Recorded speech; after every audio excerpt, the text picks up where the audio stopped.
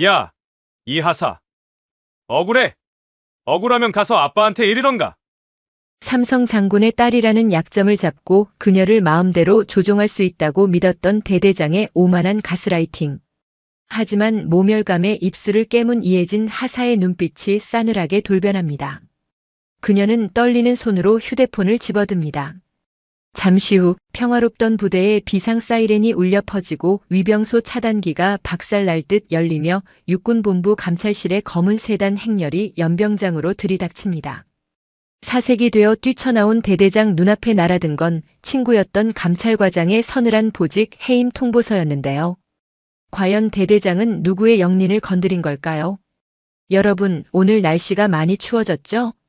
따뜻한 곳에서 편안한 시간 보내시기를 바라면서 오늘 이야기 시작하겠습니다. 경기도 양주시 남면 가막산 자락에 위치한 제25보병사단 예하 제3대대. 회색빛 하늘 아래 위병소 앞으로 더블백을 맨 작은 체구의 여군 하나가 걸어오고 있었다. 신임 부사관 이혜진 하사였다. 그녀는 위병소 철문을 바라보며 마른 침을 삼켰다. 긴장감 때문만은 아니었다. 이곳은 그녀가 스스로 선택한 전장이었지만 동시에 가장 피하고 싶은 시험대이기도 했다. 충성. 신임 하사 이혜진 전입 신고하러 왔습니다. 위병소 근무자는 그녀의 이름을 듣자마자 눈이 동그랗게 커졌다. 이미 소문은 파다하게 퍼져 있었다. 육군본부 헌병실장 이태성 중장의 외동딸이 이 험한 전방부대, 그것도 보병대대로 자원해서 왔다는 소문 말이다. 아, 예. 잠시 대기해 주십시오. 위병 조장이 허둥지둥 행정반에 보고를 올렸다. 곧이어 육중한 철문이 열렸다. 예진은 군화끈을 다시 한번 단단히 조여매고 언덕길을 올랐다. 대대장실. 가죽 소파에 깊숙이 몸을 파묻은 박민석 중령은 창밖으로 걸어 올라오는 예진을 내려다보며 입가에 묘한 미소를 띄었다. 그의 책상 위에는 예진의 인사기록 카드가 놓여 있었다. 부 이태성 계급 중장 보직 육군본부 헌병실장. 대대장님 오셨답니다. 어떻게 할까요? 차라도 좀 좋은 걸로 내올까요? 행정보급관 최상호 상사가 눈치를 보며 물었다. 박민석은 천천히 고개를 저었다. 아니, 믹스커피 타와. 물 많이 넣어서 아주 밍밍하게. 예? 그래도 3스타 따님인데. 행보관. 넌 그래서 만년 상사인 거야. 잘 들어. 이태성 장군은 대쪽 같은 양반이야. 자기 딸이 군대에서 귀족 대우받는 걸 제일 싫어해. 우리가 여기서 설설기면 오히려 그 양반한테 찍히는 거야. 박민석은 자리에서 일어나 거울을 보며 옷매무새를 다듬었다. 그의 눈빛이 먹잇감을 노리는 뱀처럼 번들거렸다. 그리고 이 하사 본인이 자원해서 왔어. 나는 아빠 백없이도 잘해요라는 걸 증명하고 싶은 객기가 가득하다는 거지. 나는 그 자존심을 이용할 거야. 장군의 딸이라는 타이틀이 훈장이 아니라 숨통을 조이는 족쇄가 되게 만들어줄 거다. 똑똑. 노크 소리와 함께 예진이 들어왔다. 그녀는 긴장했지만 절도 있는 동작으로 경례를 올렸다. 충성. 하사 이혜진 금일부로 제3대대 전입을 명받았습니다. 이에 신고합니다. 박민석은 예진의 경례를 삐딱하게 받아주었다. 그는 일부러 예진을 위아래로 훑어보았다. 침묵이 길어질수록 예진의 등줄기에는 식은땀이 흘렀다. 앉아. 감사합니다. 박민석은 최 상사가 가져온 밍밍한 종이컵 커피를 예진 쪽으로 툭 밀었다. 이태성 장군님 따님이라고. 대단한 집안이야. 헌병실장님은 평안하시고 아버지는 아버지일 뿐입니다. 저는 제3대대의 하사로서 복무하러 왔습니다. 특별 대우는 바라지 않습니다. 예진의 눈빛은 결연했다. 박민석은 속으로 쾌재를 불렀다. 예상대로였다. 훌륭해. 정신 상태가 아주 마음에 들어. 요즘 젊은 간부들 조금만 힘들면 부모한테 전화해서 징징대는데 자네는 달라 보이는군. 박민석이 몸을 앞으로 숙이며 예진과 눈을 맞췄다. 목소리가 낮게 깔렸다. 나도 자네를 장군의 딸로 대우할 생각 추호도 없어. 오히려 더 엄하게 다룰 거야. 왜인 줄 아나? 자네가 조금이라도 편하게 군 생활하면 남들이 뭐라고 하겠어? 역시 아빠 빼기 좋네. 장군 딸이라 꿀빠네 그러지 않겠나?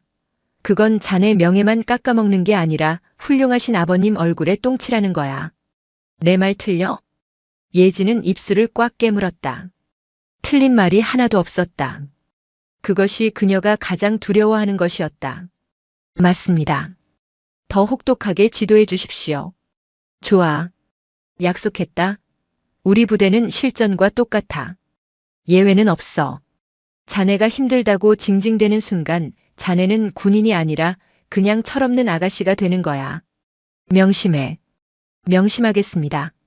박민석은 예진의 어깨를 툭툭 쳤다. 나가봐. 행보관 이 하사 데려가서 바로 작업 투입해.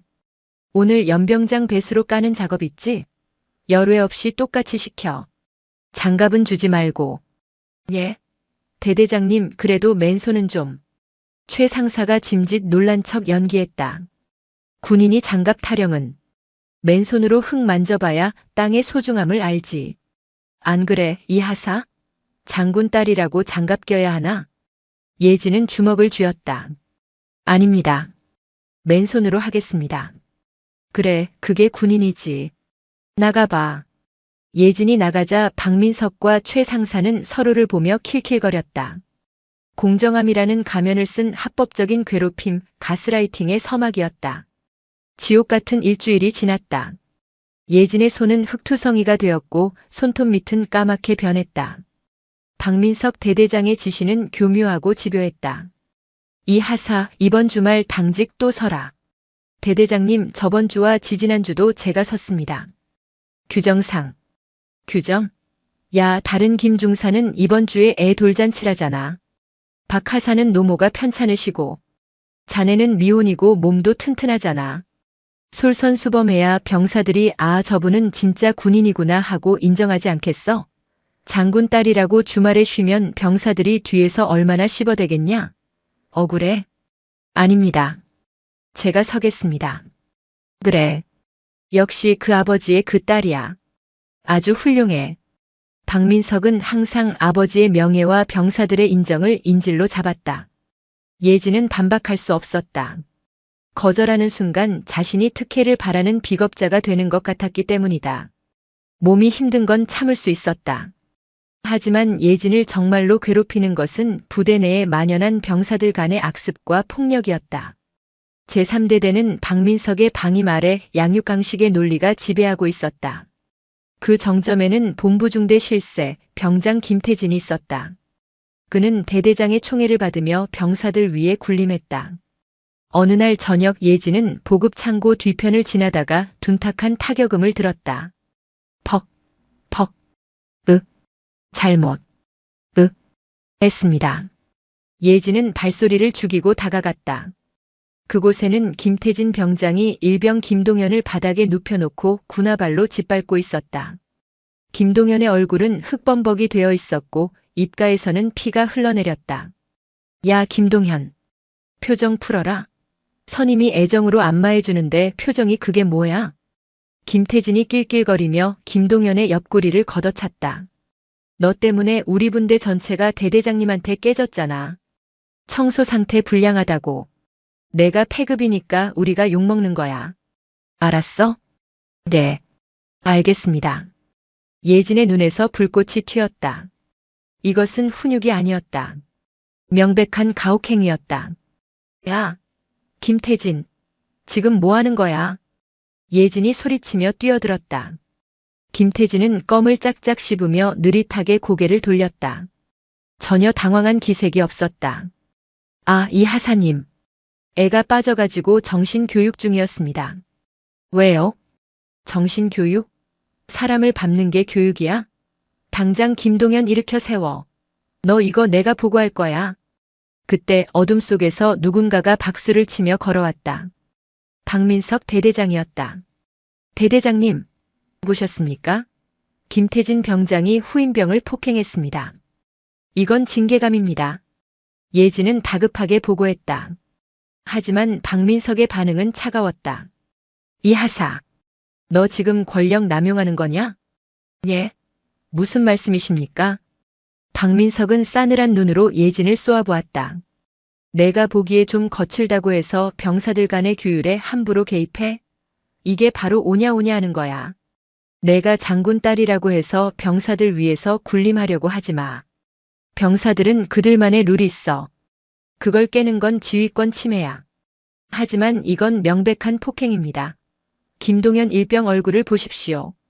증거 있어? 김동현, 너 맞았어? 박민석이 김동현을 내려다보며 물었다. 그의 눈빛은 말 잘못하면 죽는다는 살기를 담고 있었다.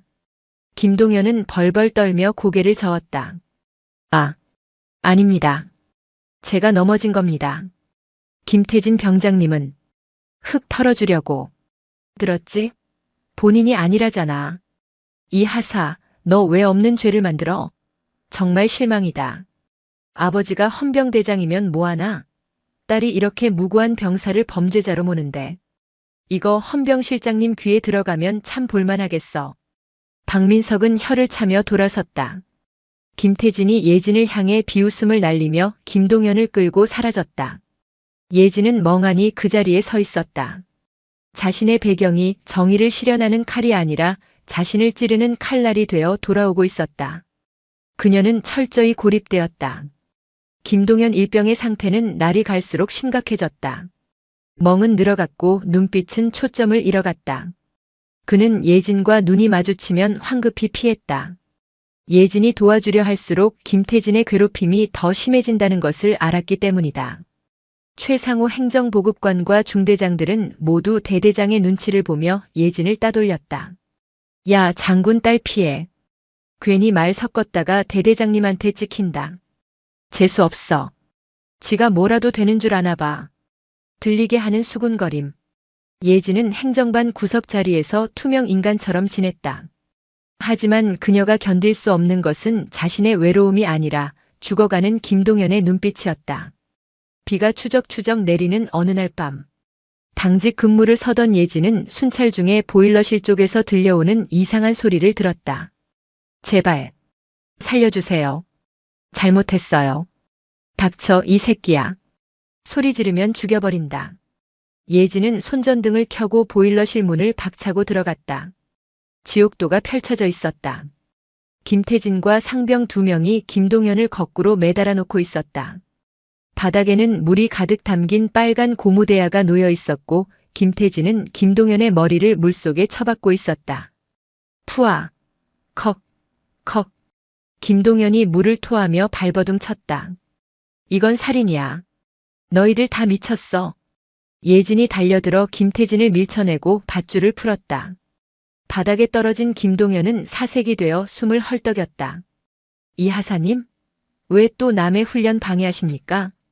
김태진이 뻔뻔하게 대들었다. 입 닥쳐. 헌병 때 부를 거야. 너희들 다 끝났어. 예진이 무전기를 들려는 순간 보일러실 입구에 박민석 대대장이 나타났다. 당직사령 완장을 찬 그는 귀찮다는 듯 하품을 했다. 아이씨, 시끄러워서 잠을 잘 수가 없네. 또 너냐? 이 하사? 대대장님, 보셨지 않습니까? 물고문입니다. 이건 범죄입니다. 당장 헌병대에 신고해야 합니다. 박민석은 천천히 걸어와 물이 담긴 대야를 군화발로 툭 찼다. 물이 쏟아졌다. 물고문? 훈련하다가 더워서 세수 좀 시켜준 거 가지고 호들갑 떨지 마. 야, 김태진, 다음부턴 조심해. 이 하사가 예민하시잖아. 예, 알겠습니다. 김태진이 낄낄거렸다. 박민석은 예진을 노려보며 낮게 으르렁거렸다. 이 하사, 너 진짜 눈치가 없구나. 내가 몇 번을 말해. 여기서 내가 설치면 설칠수록 내 아버지만 곤란해진다고. 상관없습니다. 아버지가 곤란해져도 사람이 죽는 걸 보고만 있을 순 없습니다. 예진의 외침에 박민석의 표정이 싸늘하게 굳었다. 그는 예진의 코앞까지 다가와 귓가에 속삭였다. 그래, 그럼 해봐. 내가 신고하는 순간 나는 언론에 뿌릴 거야. 헌병실장 딸이 부대에 적응 못해서 병사들을 무고하고 부대를 쑥대밭으로 만들었다고. 요즘 군 인권 문제 예민한 거 알지? 내 아버지가 쌓아올린 30년 군 생활, 내가 한 방에 날려버리는 거야. 별 냈다는 건 꿈도 못 꾸게 될걸? 박민석은 예진의 가장 약한 고리를 정확히 타격했다. 선택해. 조용히 입 다물고 군 생활하다가 전역할지 아니면 아버지 옷 벗기고 너도 불명예 제대할지. 박민석은 김태진 패거리를 데리고 나갔다. 빗소리가 보일러실을 때렸다. 쓰러진 김동현이 예진의 전투복 바지를 잡고 울먹였다. 하사님, 저 좀 살려주세요. 저 진짜 죽을 것 같아요. 김동현의 손은 얼음장처럼 차가웠다. 예진은 그 손을 잡고 오열했다. 그리고 깨달았다. 자신의 효심이 명예를 지키려는 마음이 오히려 악을 키우고 있었다는 것을. 아버지가 별을 못 달아도 좋다. 세상 사람들이 나를 손가락질해도 좋다. 하지만 내 눈앞에 전우를 죽게 내버려두는 군인은 군복을 입을 자격이 없다. 예진은 행정반으로 돌아와 떨리는 손으로 휴대폰을 꺼냈다. 저장된 이름 아버지. 그녀는 심호흡을 하고 통화 버튼을 눌렀다. 신호음이 몇 번 가기도 전에 묵직하고 따뜻한 목소리가 들려왔다. 예진이냐? 이 늦은 시간에 무슨 일이냐? 아버지. 아니, 헌병 실장님. 예진의 목소리는 떨렸지만 단호했다. 제3대대 하사 이예진입니다. 군 내부의 심각한 가혹행위와 지휘관의 조직적 은폐를 정식으로 고발합니다. 수화기 너머에서 긴 침묵이 흘렀다. 상세히 보고해라. 제가 증인입니다. 그리고 제 군 생활을 걸겠습니다. 다음 날 아침 제3대대의 공기는 전날 내린 비로 인해 습기를 머금고 있었다. 먹구름은 물러갔지만 부대 내에는 더 짙은 어둠이 깔려 있었다. 대대장실. 박민석 중령은 모닝커피를 마시며 창밖을 내려다보고 있었다. 그의 기분은 그 어느 때보다 상쾌했다.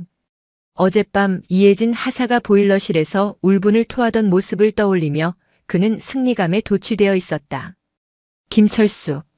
아니 행보관. 이 하사 오늘 상태 어때? 눈 좀 퉁퉁 부어있나? 최상호 행정보급관이 비굴하게 웃으며 결제 서류를 내밀었다. 아주 죽상입니다. 행정반 구석에 박혀서 모니터만 보고 있습니다. 말 한마디 안 합니다. 대대장님 카리스마에 완전히 눌린 거죠.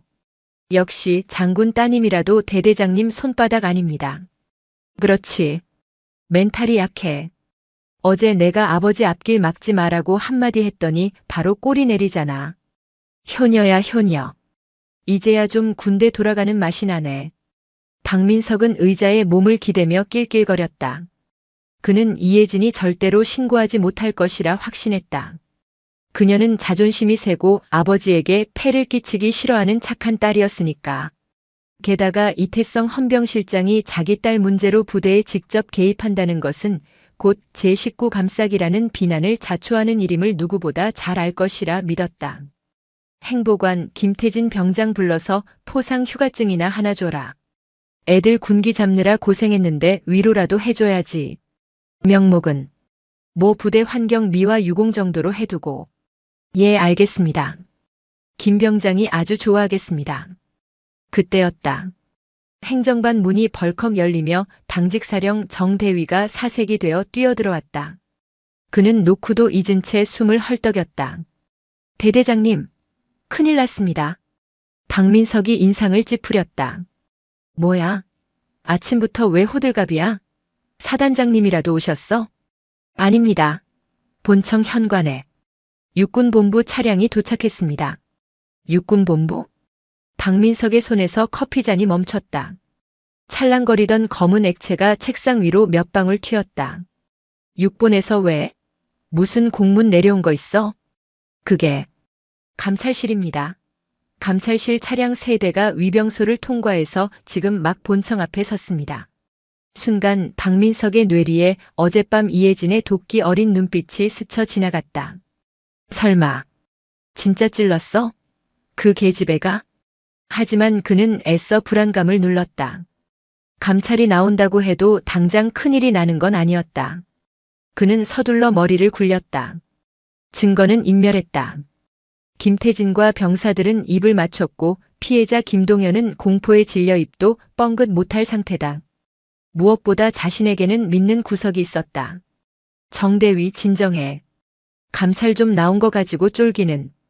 야 행보관, 너 장부 정리 다 해놨지? 예. 아 예. 가라 영수증이랑 이중 장부 다 숨겨놨습니다. 그럼 됐어. 당당하게 나가. 내가 누군데? 이래봬도 육사 인맥 관리 하나는 철저히 했다고. 박민석은 옷매무새를 다듬고 거울을 보며 억지 미소를 지어 보였다. 하지만 거울 속 그의 눈동자는 미세하게 떨리고 있었다. 그는 천천히 1층 로비로 향했다. 계단을 내려가는 그의 발걸음 소리가 유난히 크게 울렸다.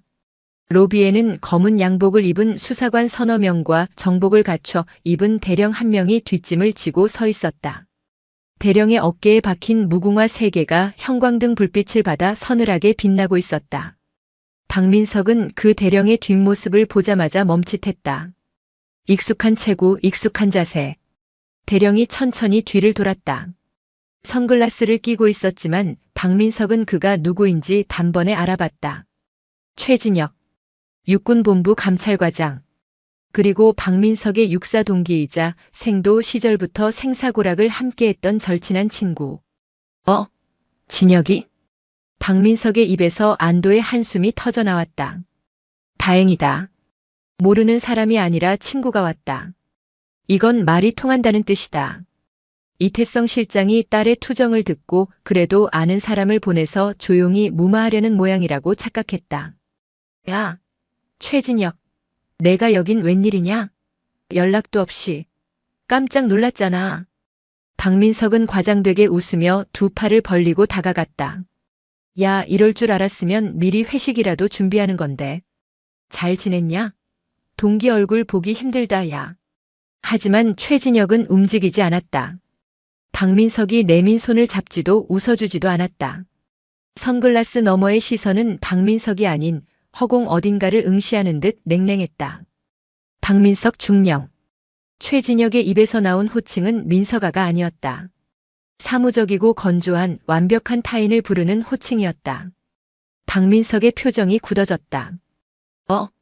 야, 너 왜 그래? 장난치지 마. 우리 사이에 무슨 중령이니 대령이니. 공무 수행 중이다.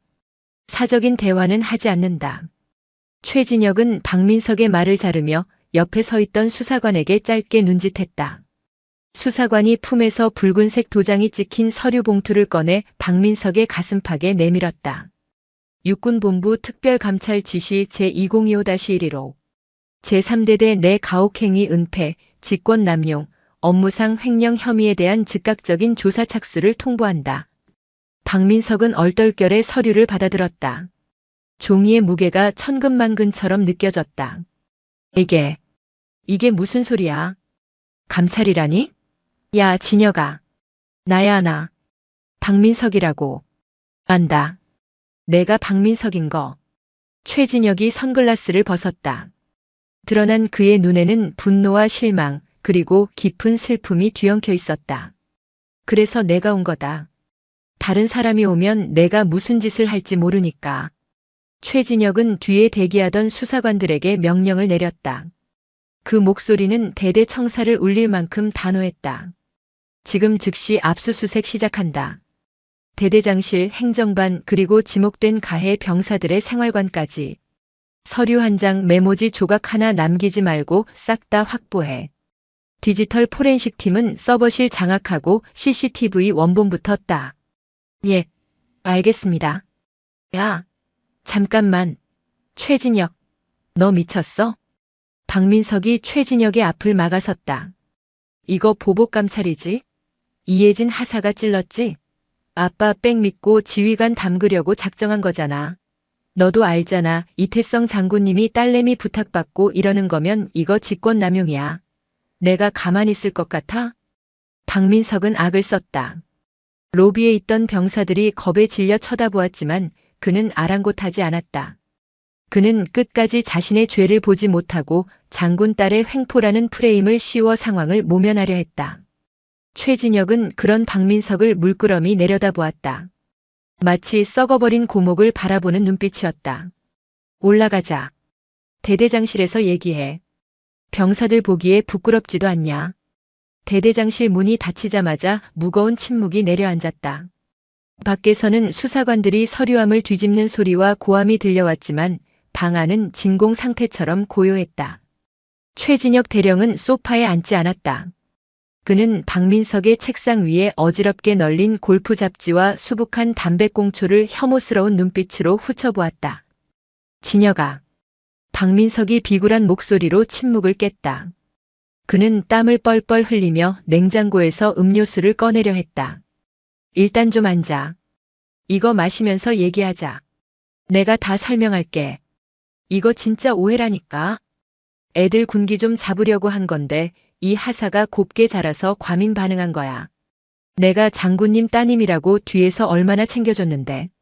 배은망덕도 유분수지. 손 치워. 최진혁이 박민석의 손을 차갑게 쳐냈다.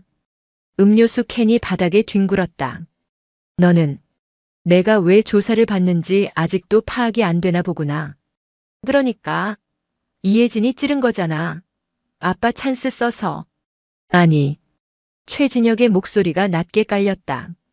이혜진 하사는 아버지에게 전화해서 도와달라, 대대장 혼내달라고 하지 않았다.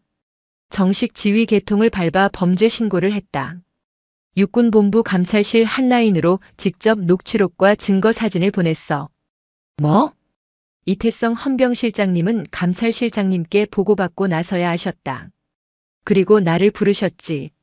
뭐라고 하셨는지 아냐? 최진혁이 한 걸음 다가갔다. 박민석은 그 기세에 눌려 뒷걸음질 쳤다. 내 딸이 있는 부대다. 그렇기에 더 철저하게 한치의 의혹도 없이 조사해라. 만약 내 딸이 무고했거나 군인으로서 잘못한 게 있다면 내 딸부터 처벌해라. 하지만 지휘관이 부정을 저질렀다면 내 계급장을 걸고 용서치 않겠다. 이렇게 말씀하셨다. 박민석은 입을 다물었다. 머릿속이 하얗게 변했다. 자신이 생각했던 시나리오가 아니었다. 삼성 장군의 압력이 아니라 시스템에 의한 정당한 심판이 조여오고 있었다. 내가 여기 온 건 내가 내 친구라서 봐주러 온 게 아니야. 민석아. 최진혁의 목소리가 미세하게 떨렸다. 내가 내 친구였기 때문에. 내가 괴물이 되는 걸 막지 못한 내 책임을 다하러 온 거다. 우리가 소위 때 임관하면서 뭐라고 맹세했냐? 부끄럽지 않은 군인이 되자고 했잖아. 근데 넌 지금 뭐냐? 병사가 물고문 당하는 걸 보고도 장난이라고 덮는 놈. 딸뻘되는 부하를 아버지 핑계 대며 협박하고 가스라이팅 하는 놈. 병사들 밥값 횡령해서 골프채 휘두르는 놈. 그게 괴물이 아니면 뭐냐? 최진혁은 품에서 또 다른 서류 봉투를 꺼내 책상 위에 던졌다. 보직 해임 및 직무정지 명령서였다. 박민석 중령. 현 시간부로 제3대 대장 보직에서 해임한다. 직무정지 상태로 본청 대기하며 감찰 조사를 받아라. 야. 최진혁. 너무하잖아. 헌병대에서 구속영장 청구할 때까지 위병소 밖으로 한 발자국도 못 나간다. 내 휴대폰, 차 키 다 반납해. 박민석의 다리에 힘이 풀렸다. 그는 바닥에 주저앉으며 최진혁의 바짓가랑이를 잡았다. 진혁아. 친구잖아. 나 옷 벗으면 진짜 죽어. 애들 학비는 어떡하고. 제발 보고서 좀 잘 써주라. 내가 시키는 대로 다 할게. 박민석은 울며불며 매달렸다. 조금 전까지 장군의 딸을 가지고 놀던 오만함은 온데간데 없었다. 오직 생존 본능만 남은 비루한 짐승의 모습이었다. 최진혁은 그런 친구를 내려다보며 눈을 질끈 감았다. 동기? 친구? 그 박민석은 옛날에 죽었다. 내 눈앞에 있는 건 군복 입은 범죄자일 뿐이야. 최진혁은 박민석의 손을 뿌리치고 밖으로 나갔다.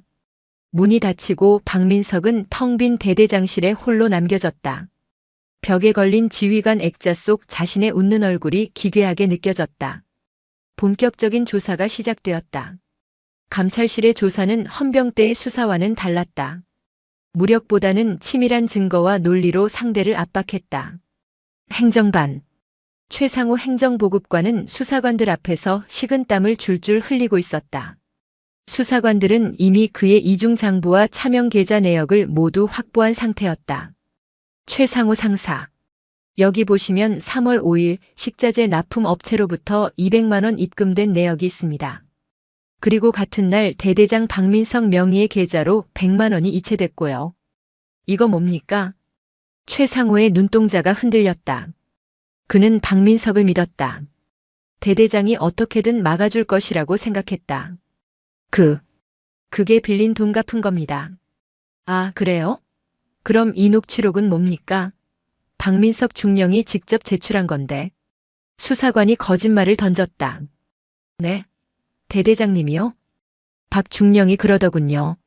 자기는 몰랐는데 행보관이 알아서 돈을 가져왔다고. 자기는 그냥 받기만 했다고.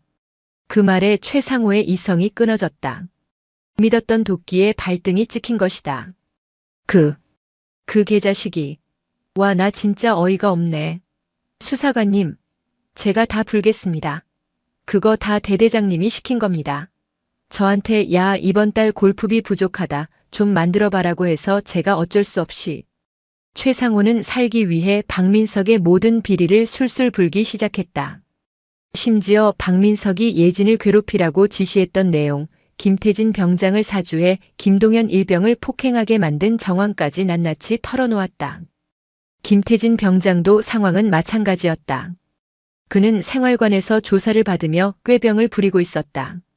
아, 저 머리 아파서 기억이 안 나요. 저도 피해자예요. 분위기가 그래서 장난친 건데. 하지만 수사관은 노트북을 열어 복구된 CCTV 영상을 보여주었다. 김동현을 거꾸로 매달고 물고문을 하는 장면. 이예진 하사에게 욕설을 퍼붓는 장면. 이게 장난입니까? 이건 살인 미수입니다. 수사관의 차가운 일갈에 김태진은 얼굴이 하얗게 질렸다. 그리고 김동현 일병 진술서, 다른 분대원들 진술서 다 확보했습니다. 내가 평소에 왕고 놀이하면서 애들 성추행하고 돈 뺏은 것까지 다 나왔습니다. 넌 영창이 아니라 육군교도소 직행이다. 잘못했습니다. 한 번만 봐주세요. 엄마 불러주세요. 부대의 제왕처럼 군림하던 김태진은 어린애처럼 울부짖었다. 복도. 이예진 하사는 창가에 서서 비에 젖은 연병장을 내려다보고 있었다. 등 뒤에서 인기척이 느껴졌다. 최진혁 대령이었다. 이 하사. 충성. 예진이 돌아보며 격려했다.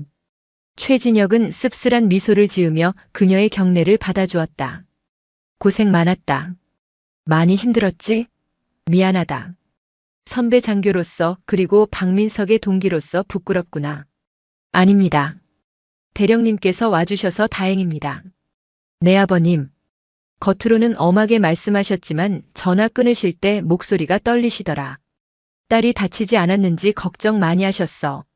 직접 오고 싶어 하시는 걸 참으신 거다.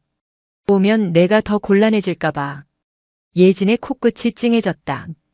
아버지는 침묵으로 자신을 지켜주고 있었던 것이다.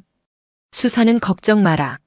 내가 내 군 생활을 걸고 낱낱이 밝혀낼 거다. 박민석뿐만 아니라 가담한 놈들 전부 법의 심판을 받게 할 거야. 믿겠습니다. 그때 1층 로비 쪽이 소란스러워졌다. 박민석이 수사관들에 의해 어디론가 끌려가고 있었다. 그는 예진을 발견하고 악을 썼다. 이예진, 두고 봐. 내가 나가면 가만 안 둬. 이건 모함이야. 정치 보복이라고. 아빠한테 일러 바친 주제에. 그는 끝까지 반성하지 않았다. 추악한 악다구니가 복도를 울렸다. 하지만 예진은 피하지 않고 그를 똑바로 응시했다. 대대장님. 예진의 목소리는 차분했지만 힘이 있었다. 아빠한테 잃은 게 아닙니다. 군인으로서 부조리와 싸운 겁니다. 당신이 가르쳐 주셨지 않습니까?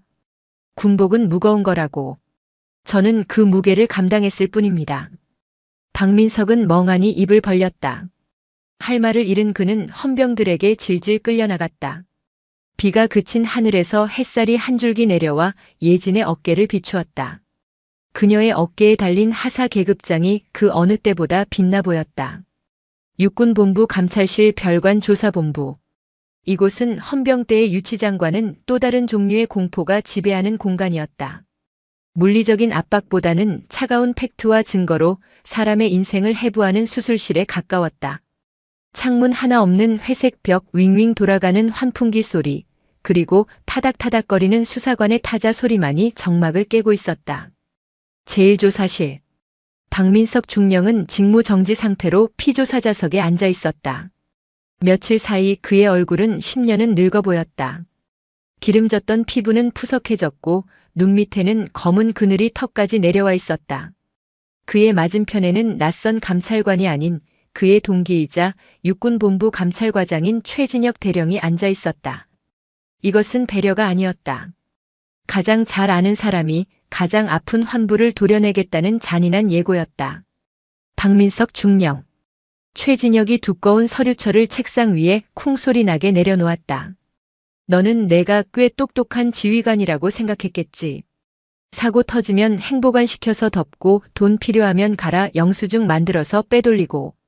그게 관행이라고 믿었을 테고. 박민석은 마른 입술을 혀로 축였다. 그는 여전히 억울하다는 표정을 지우지 않았다. 진혁아. 아니 과장님.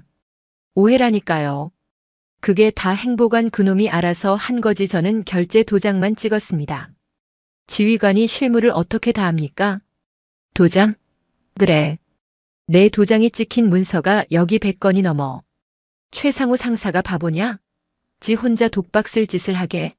내가 지시한 녹취록 최 상사가 다 제출했다. 최진혁이 노트북을 돌려 화면을 보여주었다. 디지털 포렌식으로 복구된 카카오톡 대화 내용이었다. 박민석 야 행보관. 이번에 골프채 바꿔야 하는데 부식비 좀 남지 않냐? 애들 닭 좀 덜 먹이고 싼 걸로 돌려. 어차피 걔들은 맛 구분도 못해. 최상호 대대장님 저번에도 그래서 취사병들이 불만 가졌는데. 이번엔 좀 박민석 시끄러워. 시키면 해. 걸리면 내가 책임질 테니까. 박민석의 얼굴이 흑빛으로 변했다. 이건 조작이야. 최상호가 꾸민 거라고. 병사들 먹이는 밥값 건드려서 골프채를 사? 내가 사람이냐?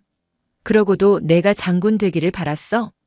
최진혁의 호통에 박민석은 고개를 떨구었다. 하지만 그의 눈은 반성이 아닌 빠져나갈 구멍을 찾느라 바쁘게 돌아가고 있었다. 진혁아. 나 한 번만 봐줘라. 나 옷 벗으면 할 게 없어. 애들도 크고 대출금도 산더미야. 너랑 나랑 GOP에서 뽀글이 끓여 먹던 정을 생각해서라도 제발. 박민석은 자리에서 일어나 최진혁의 손을 잡으려 했다. 하지만 최진혁은 싸늘한 눈빛으로 그를 밀어냈다. 그 손 치워. 더러우니까. 정을 생각해서 내가 직접 조사하는 거다. 딴 놈한테 걸렸으면 넌 벌써 구속영장 청구됐어.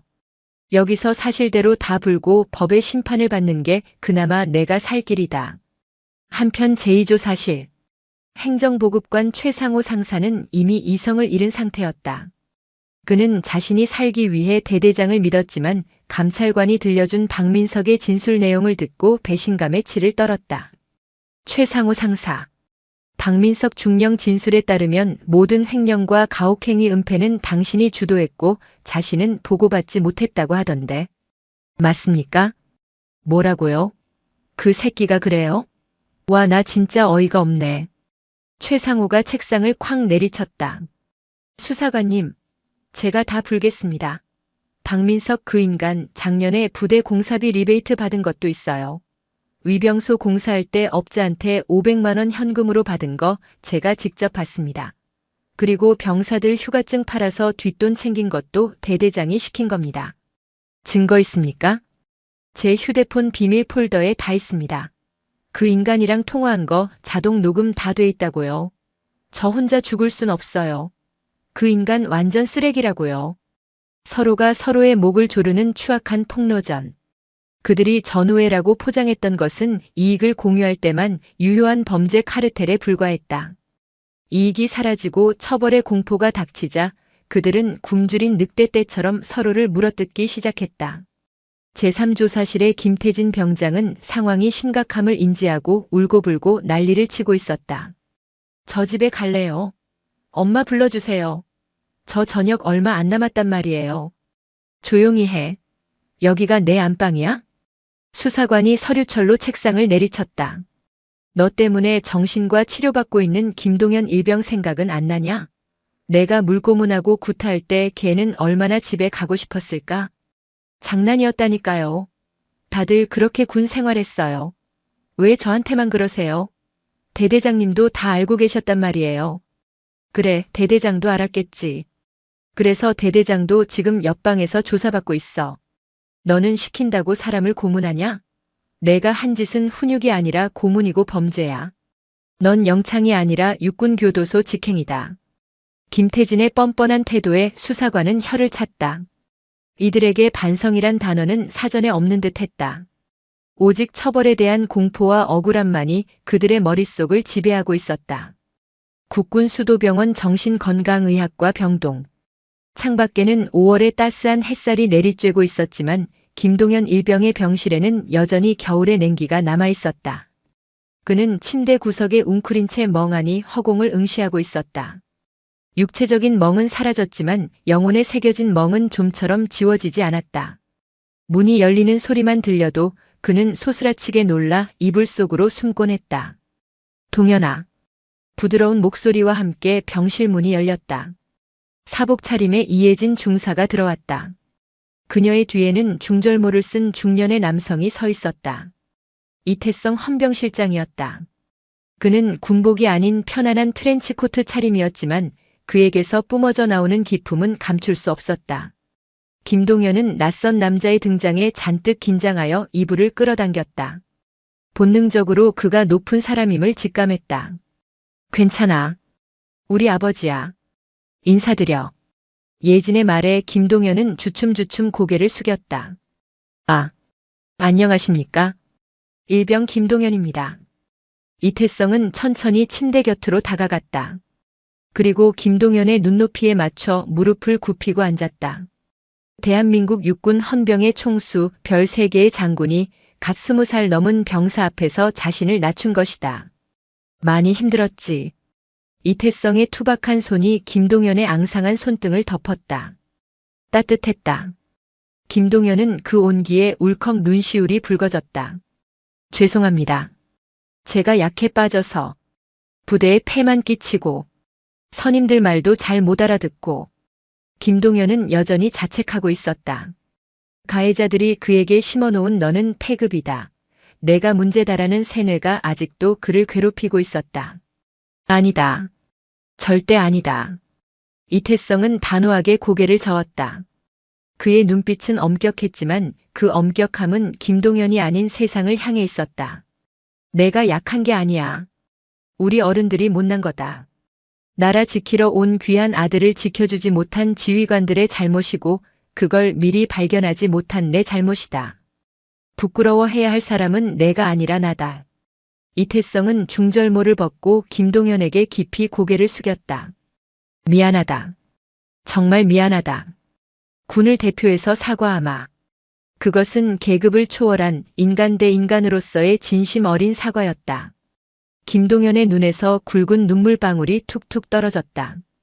그동안 가슴속에 맺혀있던 내 잘못이다라는 응어리가 녹아내리는 듯 했다. 흑, 흑. 김동현은 아이처럼 소리내어 울기 시작했다.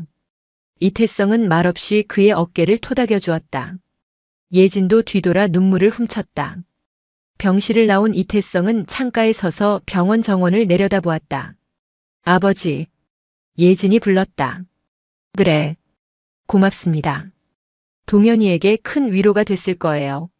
저렇게 우는 거 처음 봐요. 위로는 말로 하는 게 아니다. 행동으로 보여주는 거지. 이태성의 눈빛이 매섭게 변했다. 방금 전까지의 자애로운 아버지는 사라지고 냉철한 지휘관의 모습으로 돌아와 있었다. 수사 결과는 어떻게 됐나? 감찰 조사는 거의 마무리됐습니다. 다음 주에 군검찰로 이첩되어 기소 예정입니다. 한치의 자비도 베풀지 마라. 그들이 저지른 죄의 무게만큼 정확하게 달아서 처벌받게 해. 가명인이 선천히 하는 헛소리 못 나오게 증거 확실히 챙겨. 알겠습니다. 그게 내가 동현이에게 해줄 수 있는 유일한 속죄다. 그리고 이태성은 딸을 바라보았다. 너도 고생했다. 내가 아니었으면 저 아이는 죽었을지도 모른다. 내가 살린 거다. 예진은 고개를 끄덕였다. 아버지의 인정, 그것이 그녀에게는 최고의 훈장이었다. 시간은 흘러 여름의 초입. 경기도 모처에 위치한 제3야 전군사령부 보통군사법원 대법정. 이날은 제3대대 가혹행위 및 비리 사건의 1심 선고 공판이 있는 날이었다. 사건의 파장이 워낙 컸기에 방청석은 취재진과 군 인권센터 관계자들 그리고 피고인들의 가족들로 발 디딜 틈이 없었다. 모두 기립. 법정 경위의 외침에 재판부 판사 3명이 입장했다. 엄숙한 침묵이 법정을 짓눌렀다. 피고인석에는 수의를 입은 박민석, 최상호, 김태진이 나란히 앉아 있었다.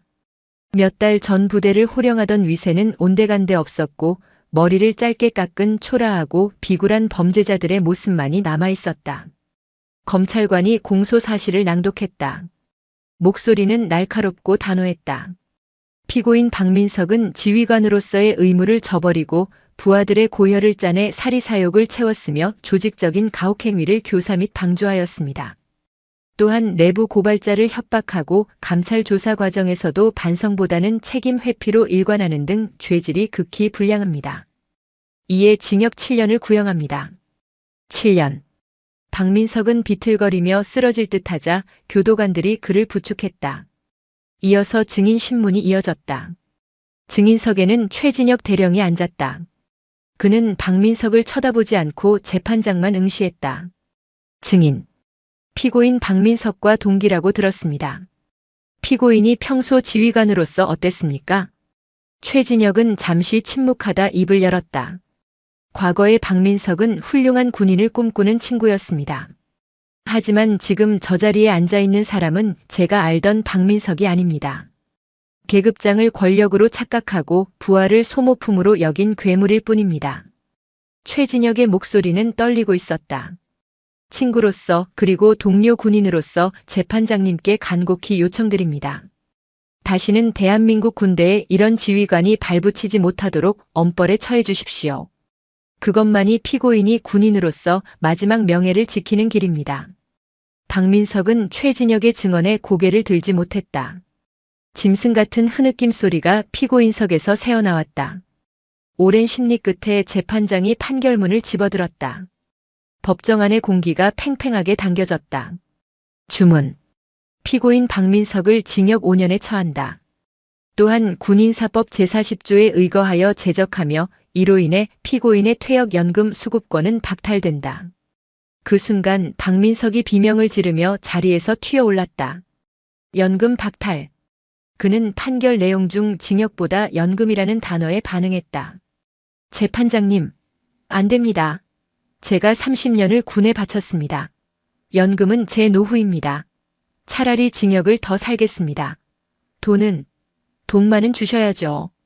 그는 미친 사람처럼 절규했다. 이태성 장군이 시킨 겁니까? 이거 정치 보복입니다. 내 돈 내놔. 내 연금 내놓으라고. 그의 외침은 처절하다 못해 추악했다. 명예도 계급도 친구도 잃은 그가 마지막까지 붙잡고 싶었던 것은 결국 돈이었다. 그의 바닥을 본 방청객들은 혀를 찼다. 헌병들이 그를 강제로 끌어내렸다. 나, 이거 놓으라고. 내가 누군지 알아? 나 대대장이야. 박민석의 목소리는 법정 문이 닫히면서 끊어졌다. 다음. 피고인 최상호. 징역 3년에 처한다. 피고인 김태진. 징역 4년에 처한다. 땅. 법봉 소리가 3번 울렸다. 방청석에서는 안도의 한숨과 박수가 터져 나왔다. 정의가 승리하는 순간이었다.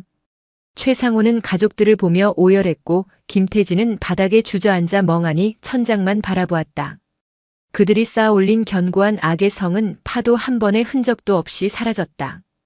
방청석 맨 뒤에 앉아있던 이혜진 중사는 조용히 자리에서 일어났다.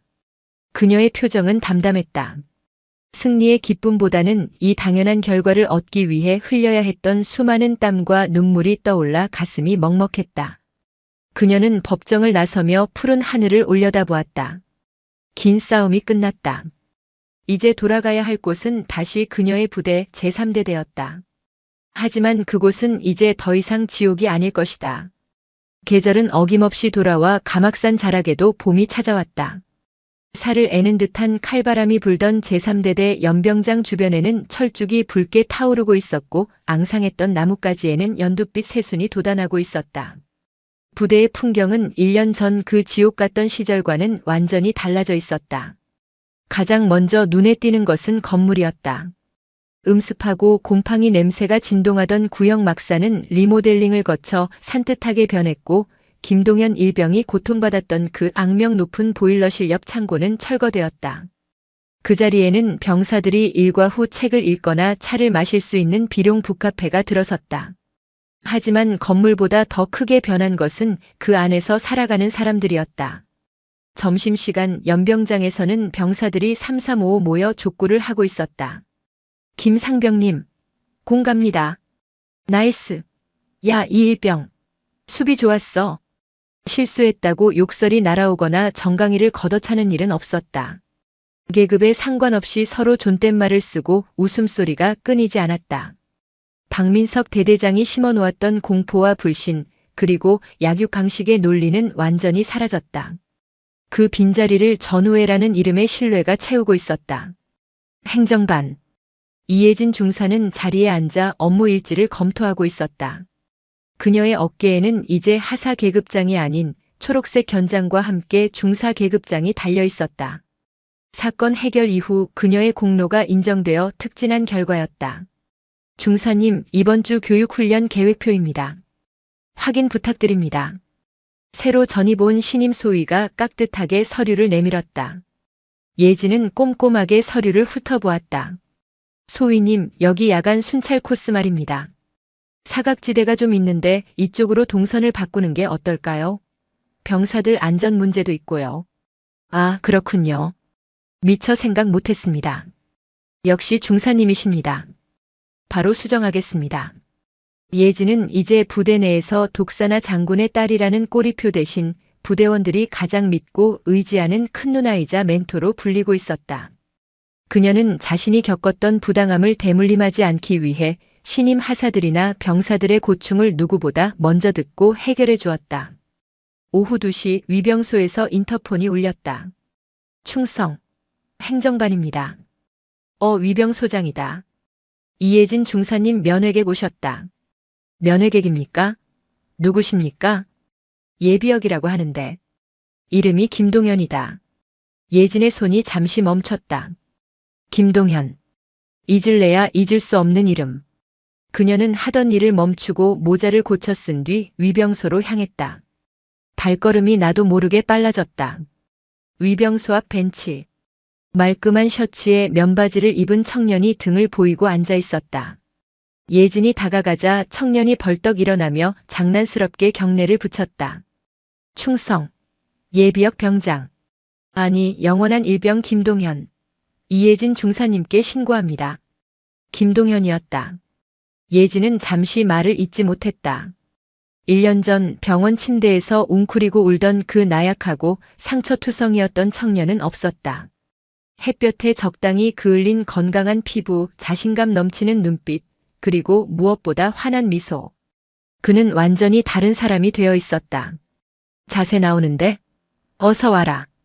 예진은 활짝 웃으며 김동현의 어깨를 툭 쳤다. 잘 지냈어? 얼굴이 아주 훤하다. 다 중사님 덕분입니다.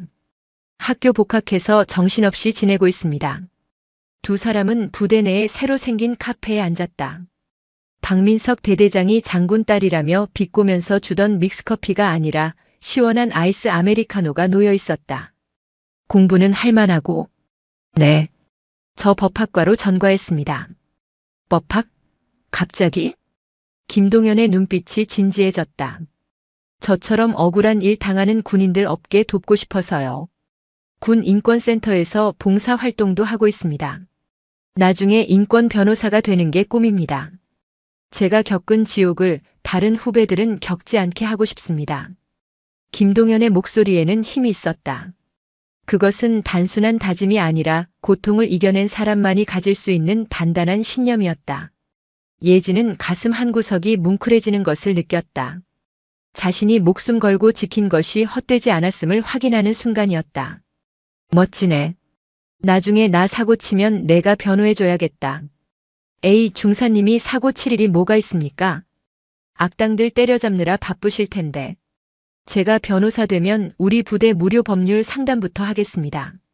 박민석 같은 인간이 또 나오면 제가 법적으로 아주 박살을 내놓겠습니다. 그래. 든든하다. 꼭 훌륭한 변호사 되라. 중사님도요. 꼭 최고의 부사관이 되셔서 이 나라 지켜주십시오. 중사님 같은 분이 계셔야 저희 같은 예비역들도 발 뻗고 잡니다. 두 사람은 서로를 보며 환하게 웃었다. 그 웃음소리가 봄바람을 타고 철쭉이 만개한 연병장 너머로 퍼져나갔다. 김동현을 배웅하고 돌아오는 길, 해가 뉘엿뉘엿 저물어가고 있었다. 본청 앞에 낯익은 검은색 세단 한 대가 조용히 주차되어 있었다. 성판도 경광등도 없는 일반 차량이었다. 차 문이 열리고 중절모를 쓴 중년의 신사가 내렸다. 이태성 헌병실장이었다. 이번에는 공식 방문이 아닌 딸을 보러 온 아버지 자격이었다. 아버지? 근처 부대 순시 나왔다가 잠깐 들렀다. 잘 지냈느냐? 이태성은 딸의 얼굴을 살폈다. 1년 전 도끼 서려 있던 눈빛은 사라지고 여유와 깊이가 생긴 딸의 모습에 그는 안도했다. 네. 잘 지냅니다. 방금 동현이도 다녀갔어요. 그래? 그 친구는 좀 어떻더냐? 아주 건강합니다. 변호사가 되겠다고 하네요. 기특하구나. 상처가 흉터로 남지 않고 훈장이 되었어. 이태성은 뒷짐을 지고 연병장을 천천히 걸었다. 예진도 아버지의 발걸음에 맞춰 나란히 걸었다. 붉은 노을이 부대를 황금빛으로 물들이고 있었다. 예진아, 내 아버지. 기억하느냐? 내가 처음 임관했을 때 내가 했던 말. 네. 군복은 수의와 같으니 언제든 죽을 각오로 입으라고 하셨죠. 이태성은 고개를 끄덕였다. 그리고 딸의 어깨에 손을 얹었다. 하나 더 있다. 군복은 무겁다. 계급장이 하나 늘어날수록 그 무게는 천근만근이 되지. 박민석은 그 무게를 견디지 못하고 권력이라는 지팡이에 기대려다 넘어진 거다. 이태성은 딸의 어깨에 달린 중사 계급장을 자랑스럽게 어루만졌다. 하지만 너는 그 무게를 견뎠다. 아비의 도움 없이 내 스스로의 힘으로 불의와 싸워 이겼고 부하를 지켜냈다. 나는 헌병실장으로서가 아니라 너의 아버지로서 그리고 선배 군인으로서 내가 진심으로 자랑스럽다. 예진의 눈시울이 뜨거워졌다. 그 어떤 훈장보다 값진 아버지의 인정이었다. 감사합니다. 아버지 부끄럽지 않은 군인이 되겠습니다. 그래. 그거면 됐다. 근데 내 엄마가 자꾸 묻더구나. 부대엔 괜찮은 놈 없냐고. 이번 주말에 선이라도 좀. 아, 아버지. 진짜 왜 그러세요? 저 일이랑 결혼했습니다. 허허, 녀석 참. 일이랑 결혼하면 손주는 누가 낳아주나. 엄숙했던 장군과 강인한 중사는 어느새 평범한 부녀가 되어 티격태격하며 웃었다. 그때였다. 부대 방송실에서 애국가가 울려 퍼지기 시작했다. 국기 하강식 시간이었다. 국기에 대하여 경례. 연병장에서 족구를 하던 병사들도 길을 걷던 간부들도 그리고 예진과 이태성도 모두 멈춰섰다.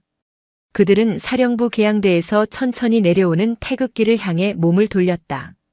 착! 일제히 올라가는 거수경례. 예진은 손끝을 눈썹 끝에 맞추고 태극기를 응시했다. 1년 전 이곳의 경례는 공포에 질린 생존의 몸짓이었다. 대대장의 눈치를 보고 선임병의 폭력이 두려워 억지로 하던 굴종의 행위였다. 하지만 지금은 달랐다. 예진의 눈에 비친 병사들의 눈빛은 살아있었다. 내 옆에 전우를 믿고 나를 지켜주는 지휘관을 신뢰하며 내가 지키는 이 나라를 사랑하는 마음. 그것은 누구의 강요도 아닌 스스로 우러나오는 진짜 충성심이었다. 정의는 때로 더디게 오지만 반드시 온다. 예진은 마음속으로 되뇌었다. 태극기가 완전히 내려오고 애국가의 마지막 소절이 가막산 자락에 잦아들었다. 바로. 병사들은 다시 밝게 웃으며 생활관으로 뛰어갔고 예진은 아버지와 마주보며 미소 지었다. 가막산의 겨울은 길고 혹독했지만 결국 봄은 왔다. 그리고 그 봄은 그 어느 때보다 찬란하고 따뜻했다. 이혜진 중사는 다시 한번 군화끈을 단단히 조여맸다. 그녀가 걸어가야 할 군인의 길은 이제 막 시작되었으니까. 내가 민간인으로 보입니까? 그 군복은 당신이 선택한 옷이 아니었잖아. 차가운 바다와 날선 총구 앞에서 한 해병의 강철 같던 신념이 흔들리기 시작합니다. 규정을 따르면 그녀는 파도 속에서 죽고 그녀를 구하면 내가 조국의 반역자가 되는 곳. 서해 최전선. 바로 그 순간 그는 해병의 붉은 명찰과 자신의 모든 것을 건 선택의 기로에 놓입니다. 여러분, 오늘도 활기찬 하루 보내고 계신가요? 이야기를 시청하시면서 스트레칭과 수분 섭취도 잊지 말아주세요. 오늘 이야기가 흥미로우셨다면 구독과 좋아요 한 번씩 꾹 눌러주시면 감사하겠습니다. 그날 새벽 강화도의 해무는 마치 세상의 종말을 예고하듯 짙고 축축했다. 한치 앞을 분간할 수 없는 잿빛 장막 속에서 해병대 제2사단 수색대대중이 하재현은 소리 없이 움직였다. 해병대 내에서도 그를 아는 이들은 유령이라 불렀다. 발소리를 죽이고 흔적을 지우며 적의 숨통을 끊는데 특화된 인간 병기. 그의 감각은 맹수의 그것처럼 날카로웠고 그의 심장은 조국 수호라는 단 하나의 목표를 위해 단련된 강철 엔진과도 같았다. 여마를 사이에 두고 불과 수백 미터 넘어 칠흑 같은 어둠에 잠긴 북녘 땅을 응시하며 그는 매복 지점에 몸을 뉘었다. 곁에는 그의 팀원이자 이 부대 최고의 저격수인 강태식 중사가 숨을 죽이고 있었다. 강 중사는 산전수전 다 겪은 베테랑 부사관으로 규정과 원칙을 신처럼 떠받드는 냉혈한이었다. 중위님, 레이더에 잡혔던 표적 소실됐습니다. 중국 어선놈들 쓰레기이거나 해무 때문에 생긴 난반사 같습니다. 강 중사의 나직한 목소리에 재현은 고개를 저었다. 그의 동물적인 감각이 경고음을 울리고 있었다. 이건 단순한 허상이 아니었다.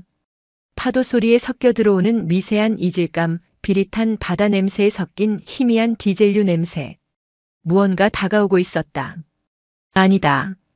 계속 주시해. 뭔가 있어. 몇 분이나 흘렀을까. 해무가 바람에 찢겨나가는 찰나의 순간 재현의 야간 투시경에 무언가 들어왔다. 동력 없이 파도에 떠밀려오는 작은 목선. 레이더에도 잡히지 않을 만큼 작고 낡은 배였다. 하지만 이상했다. 어선이라고 하기엔 그물도 조명도 없었다. 마치 관처럼 죽음을 싣고 표류하는 유령선 같았다. 강 중사, 어모해. 내가 접근한다. 위험합니다. 정체불명의 선박입니다.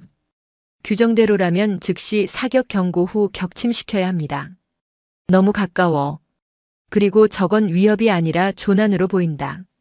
내 판단을 따라. 재현의 단호한 목소리에 강 중사는 불만스러운 표정으로 총의 개머리판을 어깨에 견착했다. 재현은 소총을 든 채 갯벌을 가로질러 소리 없이 배로 다가갔다. 가까워질수록 역겨운 냄새가 코를 찔렀다. 바닷물과 기름 그리고 피가 뒤섞인 냄새였다. 배 안을 들여다본 순간 재현은 숨을 멈췄다. 낡은 돛대에 손목이 밧줄로 거칠게 묶인 채 한 여인이 쓰러져 있었다. 짙은 회색의 북한군 군복.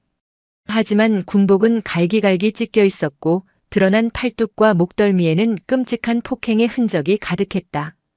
옆구리는 무언가에 깊게 찔린 듯 검붉은 피로 흥건했다. 그녀는 사람이 아니라 도살 직전의 짐승처럼 보였다. 포로인가? 아니면 처형 직전에 탈출한 건가? 재현의 머릿속이 복잡하게 얽혔다.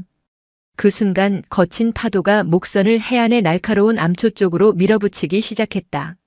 이대로 두면 몇 분 안에 배는 산산조각 나고 여자는 익살터였다. 중위님, 저 배 암초에 부딪힙니다. 그냥 두시지 말입니다. 강 중사의 외침이 들렸다. 그의 말은 냉정했다. 규정상 저 여인은 적이었다. 적의 생사까지 해병이 책임질 의무는 없었다. 하지만 재현의 눈에는 이념도 국경도 보이지 않았다. 다만 죽어가는 한 인간의 처절한 모습만이 망막에 박혔다. 젠장. 재현은 소총을 갯벌에 던지고 망설임 없이 차가운 바닷물로 뛰어들었다. 얼음장 같은 물이 온몸의 근육을 마비시켰지만 그는 이를 악물고 배로 헤엄쳐갔다. 그는 군용 대검으로 여자의 손목을 묶은 밧줄을 끊고 그녀의 몸을 들쳐 업었다. 그리고 온 힘을 다해 해안으로 빠져나왔다.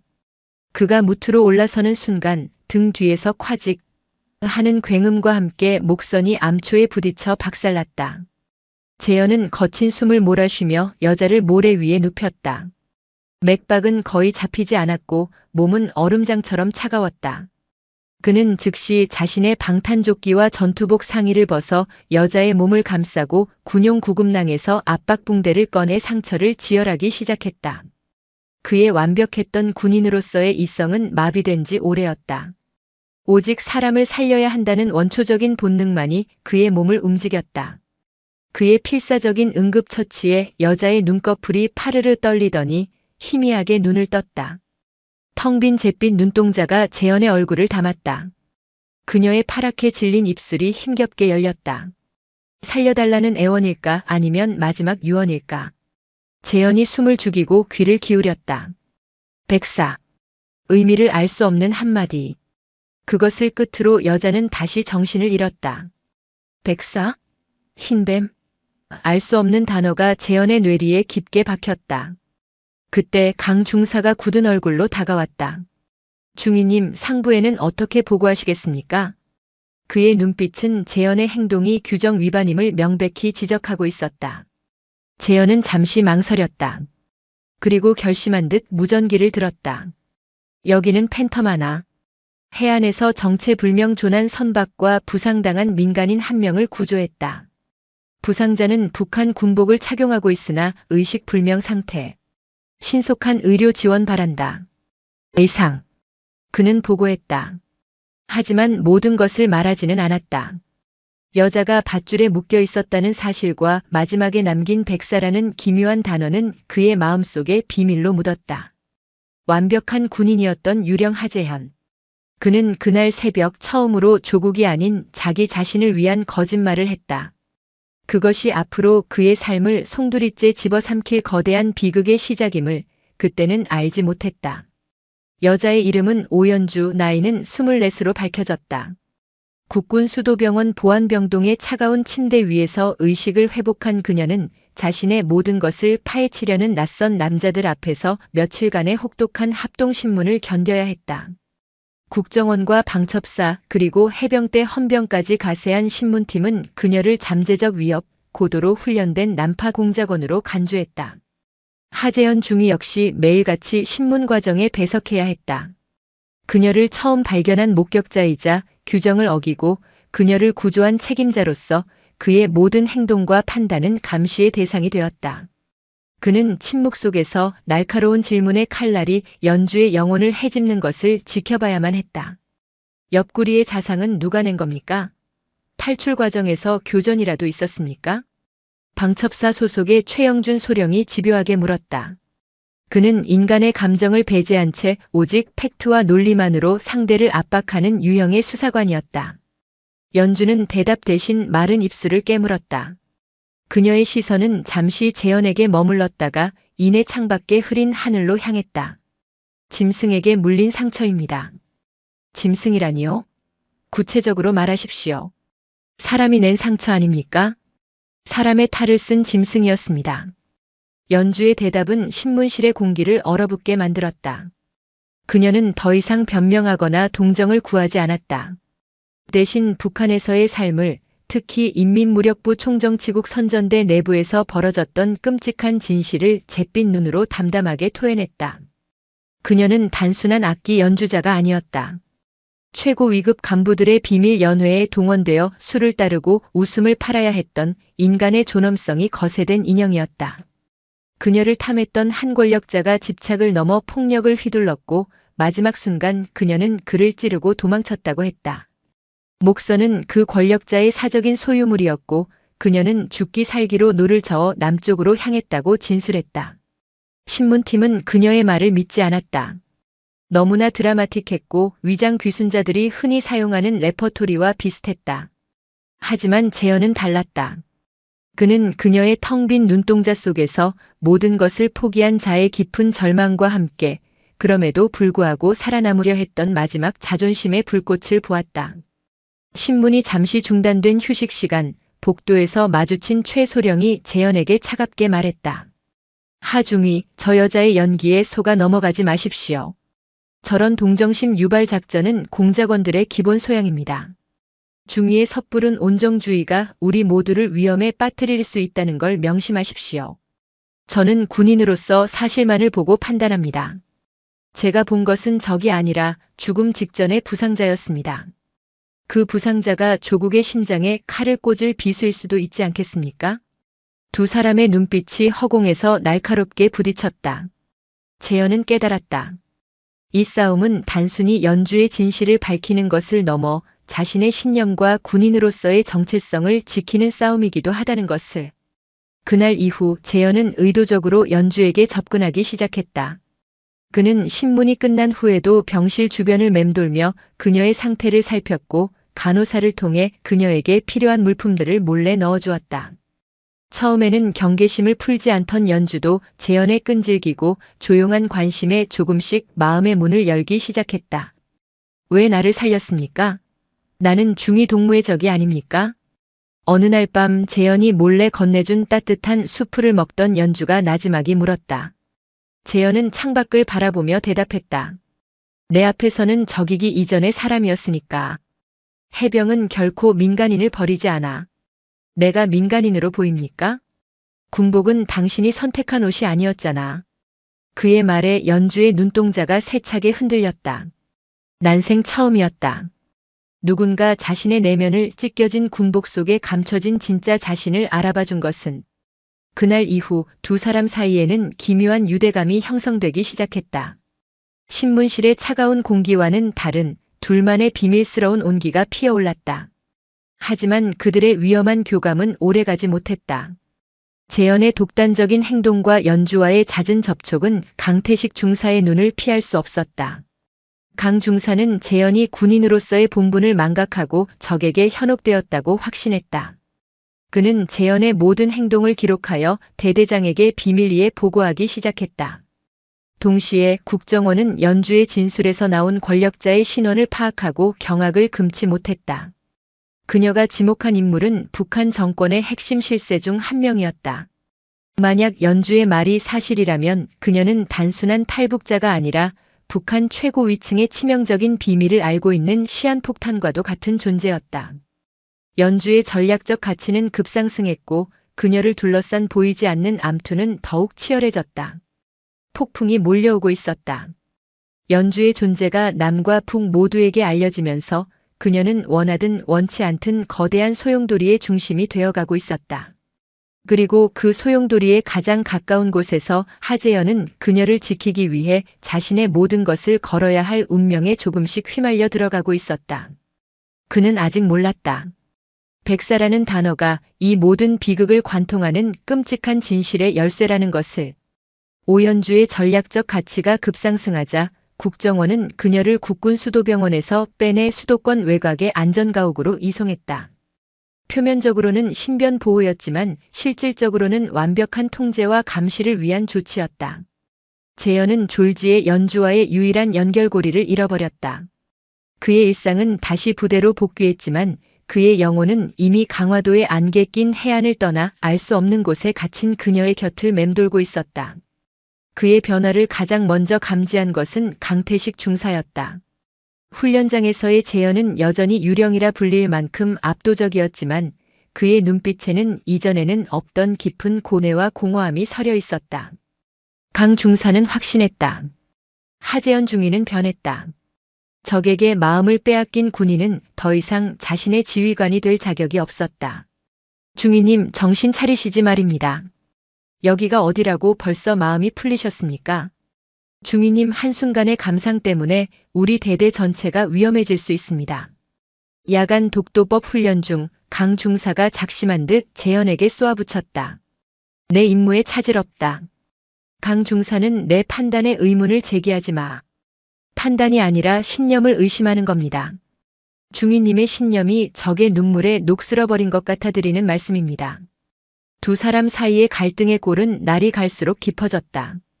강 중사의 집요한 감시와 보고는 마침내 대대장의 귀에 들어갔고 재현은 대대장실로 불려갔다. 하중이 자네답지 않은 소문이 들리더군. 북에서 온 계집 하나 때문에 해병대 장교로서의 본분을 잊었다는 이야기 말이야. 해병대 수색 대대장 김철규 중령은 불같은 성격과 함께 부하를 아끼는 마음 또한 뜨거운 지휘관이었다. 하지만 국가 안보와 관련된 문제에 있어서는 한치의 양보도 없는 인물이기도 했다. 사실무근입니다. 저는 규정대로 임무를 수행했을 뿐입니다. 규정? 자네가 차가운 바다에 뛰어든 게 어느 나라 규정에 나와 있나? 하재현, 정신 차려. 자네는 단순한 장교가 아니야. 해병대에서도 손꼽히는 인재고 장차 이 나라를 이끌 동량이다. 쓸데없는 감정에 휩쓸려 내 인생을 망치지 마. 대대장의 질책은 단순한 꾸짖음이 아니었다. 그를 아끼는 선배로서의 진심 어린 충고였다. 하지만 재현의 귀에는 그 어떤 말도 들리지 않았다. 그의 머릿속은 오직 연주에 대한 걱정으로 가득 차 있었다. 그녀는 지금 어디서 어떻게 지내고 있을까? 국정원 요원들은 그녀를 인간적으로 대해주고 있을까? 그는 미친 짓이라는 것을 알면서도 그녀를 찾아야겠다고 결심했다. 그는 자신의 정보망을 총동원했다. 육사 동기들, 해병대 선후배들, 심지어는 과거 작전에서 안면을 튼 국정원 하급 요원에게까지 빚을 져가며 연주가 있는 안전가옥의 위치를 수소문하기 시작했다. 군인이, 그것도 최전방 부대 장교가 국정원의 비밀 시설을 추적하는 것은 명백한 월권이자 반역 행위에 가까웠다. 하지만 그는 멈출 수 없었다. 한편 안전가옥에 격리된 연주는 또 다른 지옥을 경험하고 있었다. 그녀를 담당한 국정원 대북 심리팀장 박민선은 군인들과는 다른 방식으로 그녀의 영혼을 파고들었다. 그는 폭력이나 협박 대신 친절과 공감이라는 교묘한 무기를 사용했다. 연주 씨 많이 힘들었죠? 이제 여긴 안전해요. 우리가 지켜줄게요. 그 끔찍했던 기억들 다 잊고 새로 시작해야죠. 박 팀장은 그녀에게 따뜻한 차를 건네고 유명 브랜드의 옷과 화장품을 선물하며 그녀의 경계심을 허물었다. 그리고 그녀가 마음을 여는 순간 날카로운 질문에 칼날을 찔러 넣었다. 그런데 연주 씨를 폭행했다는 그 간부 정말 대단한 사람이던데. 그런 사람의 비밀을 많이 알고 있겠어요. 혹시 그 사람이 가지고 있던 외국 은행 계좌나 군사 기밀 같은 것들 기억나는 거 없어요? 저는 그런 건 모릅니다. 에이, 모를 리가. 하재현 중위도 연주 씨를 믿고 있던데 우리한테도 마음을 열어봐요. 우리가 연주 씨의 자유를 보장해 줄 수 있는 유일한 사람들이에요. 연주는 깨달았다. 이곳은 또 다른 감옥일 뿐이었다. 그들은 자신을 보호하는 것이 아니라 자신의 기억 속에 있는 정보를 캐내기 위해 자신을 이용하고 있었다. 그녀가 가진 정보의 가치가 떨어지는 순간 자신은 폐기 처분될 수도 있다는 공포가 엄습했다. 그녀가 기댈 곳은 오직 한 사람, 차가운 바다에서 자신을 구해준 하재현 중위뿐이었다. 하지만 그와의 모든 연락은 차단된 상태였다. 절망이 그녀를 집어삼키려던 순간 기적 같은 일이 일어났다. 며칠간의 집요한 추적 끝에 재현이 마침내 안전가옥의 위치를 알아낸 것이었다. 경기도 외곽의 한적한 전원주택 단지. 그는 밤을 틈타 부대를 몰래 빠져나와 그곳으로 향했다. 삼엄한 경계를 뚫고 그녀에게 접근하는 것은 불가능했다. 그는 며칠 밤낮으로 안전가옥 주변을 정찰하며 기회를 엿봤다. 그리고 마침내 기회가 찾아왔다. 연주가 감시 요원과 함께 정원으로 산책을 나오는 짧은 시간. 재현은 미리 준비한 대포폰으로 그녀에게 문자를 보냈다. 나 하재현 중위. 당신을 구하러 왔다. 기회를 만들겠다. 문자를 확인한 연주의 심장이 미친 듯이 뛰기 시작했다. 재현은 안전가옥의 허술한 통신 보안을 뚫고 그녀가 가진 감시용 스마트워치에 메시지를 보낸 것이었다. 짧은 문자였지만 그것은 그녀에게 꺼져가던 희망의 불씨를 되살리는 기적의 메시지였다. 그녀는 더 이상 혼자가 아니었다.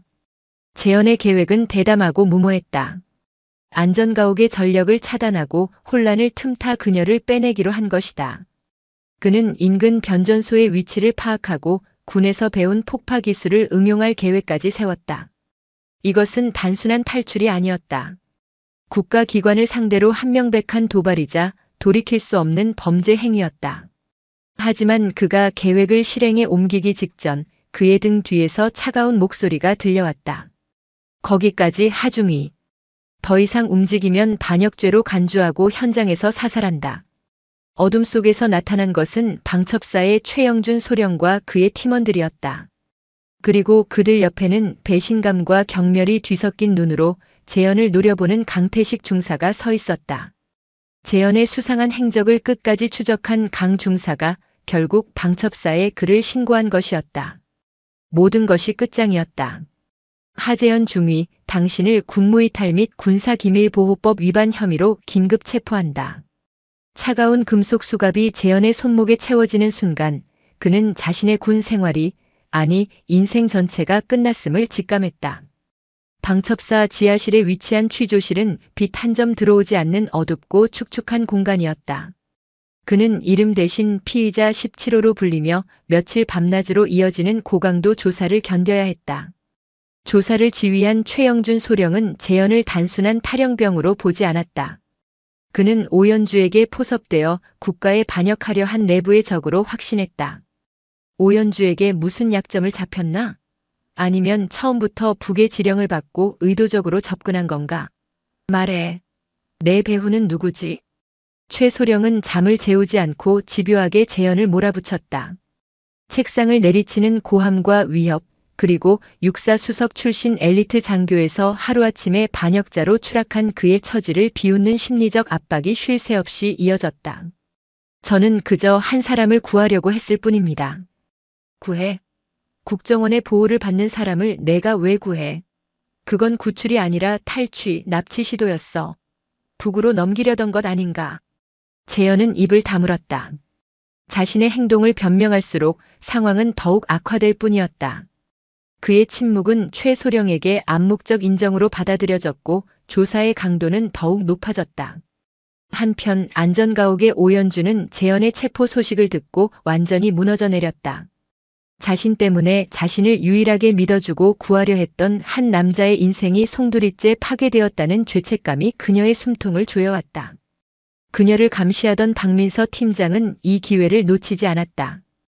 연주 씨, 하재현 중위 때문에 마음이 아프겠어요. 하지만 그 사람 연주 씨를 진심으로 대한 게 아닐 수도 있어요.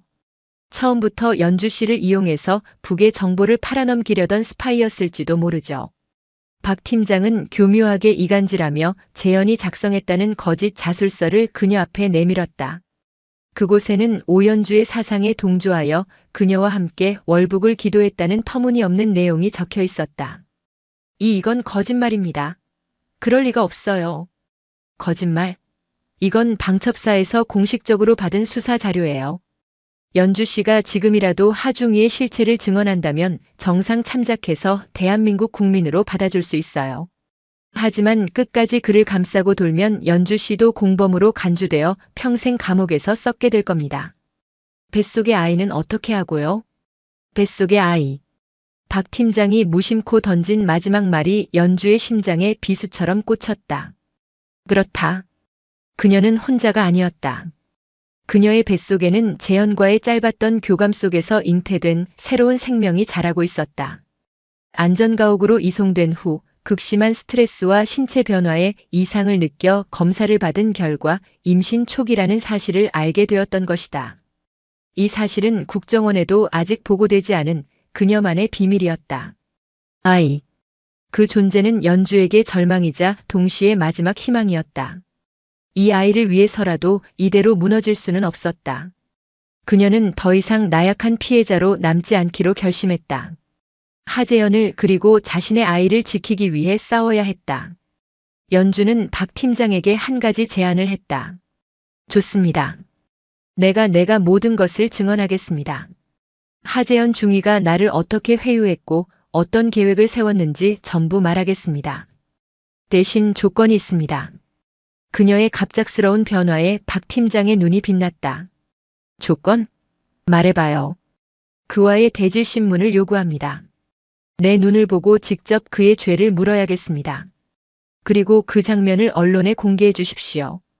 연주의 제안은 상식 밖의 것이었다. 하지만 박 팀장은 그 안에 숨겨진 함정을 눈치채지 못했다. 그는 연주가 배신감에 하재현에게 복수하려 한다고 판단했고 이 사건을 언론에 공개하여 북한 공작원의 실체를 대대적으로 홍보할 좋은 기회라고 생각했다. 그는 상부를 설득하여 이 파격적인 제안을 받아들였다. 며칠 후 국방부 특별 기자회견장. 수많은 카메라와 기자들 앞에서 초췌한 모습의 하재현과 이전과는 달리 단정하게 차려입은 오연주가 마주섰다. 재현은 배신감과 절망이 뒤섞인 눈으로 그녀를 바라보았다. 오연주 씨, 저 사람이 당신을 탈출시켜 월북을 기도한 것이 맞습니까? 최소령이 승리를 예감한 듯 물었다.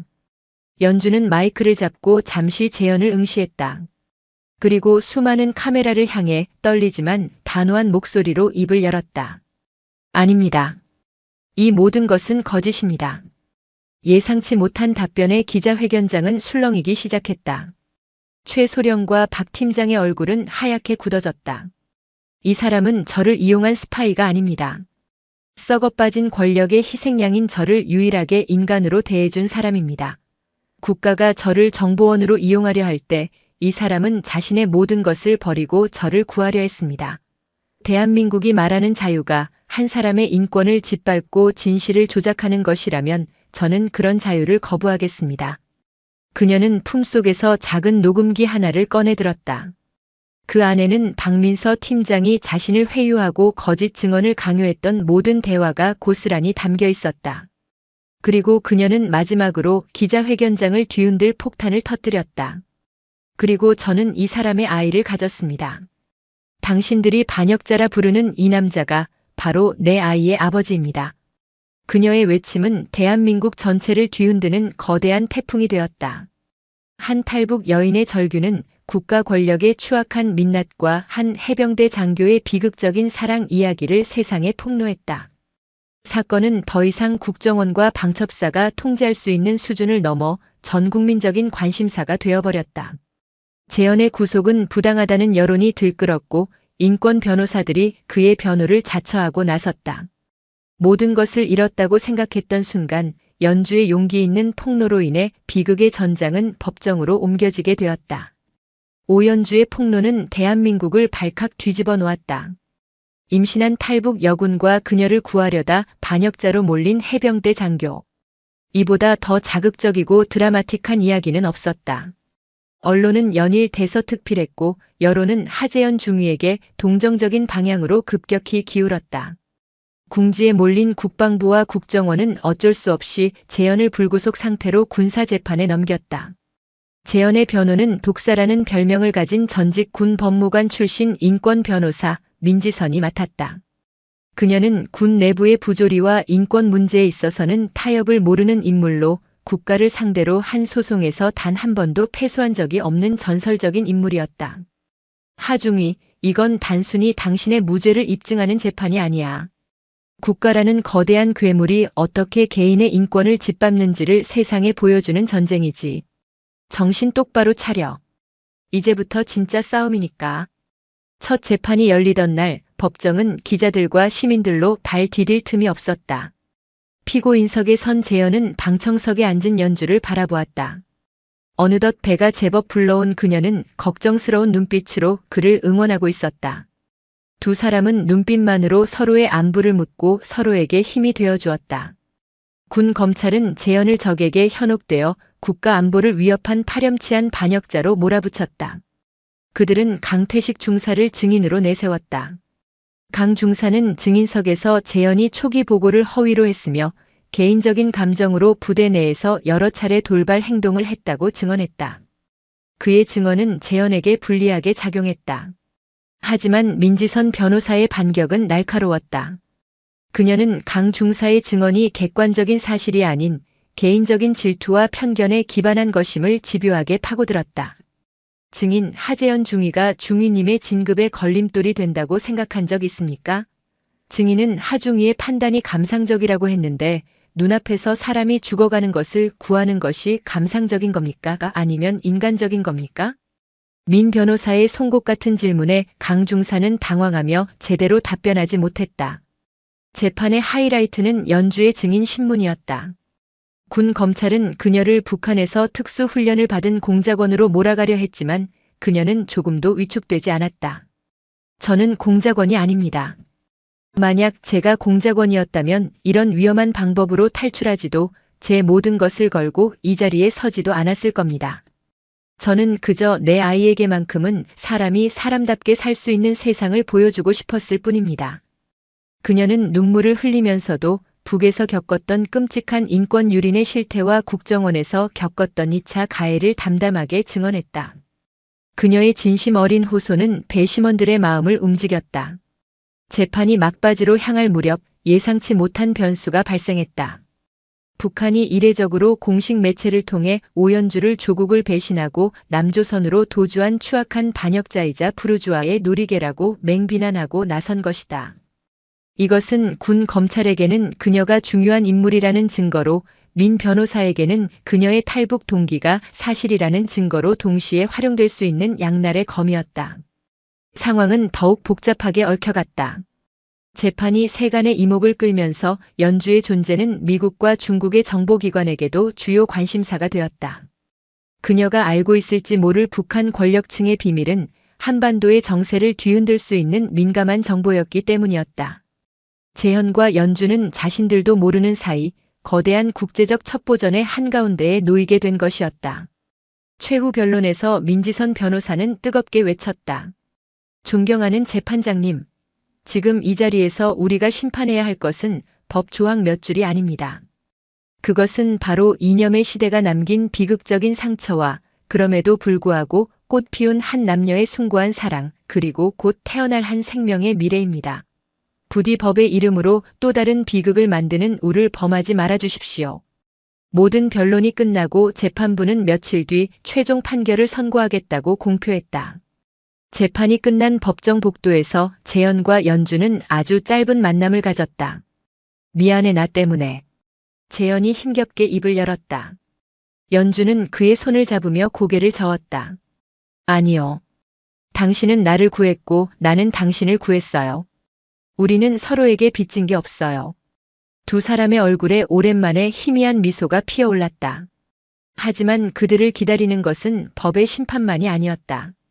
그날 밤 민지선 변호사에게 익명의 정보원으로부터 긴급한 메시지가 도착했다. 북에서 백사가 움직였다. 목표는 오연주. 판결이 문제가 아닐 거다. 백사.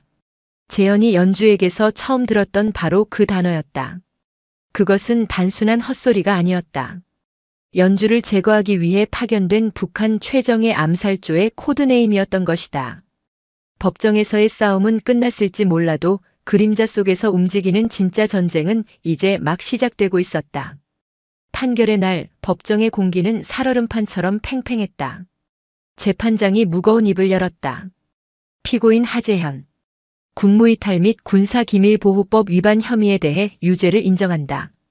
그러나 국가보안법상 이적 동조 혐의에 대해서는 피고인의 행위가 북한 체제를 동조하려 했다기보다 인도주의적 동기가 크다고 판단되므로 무죄를 선고한다. 방청석에서 환호성이 터져나왔다.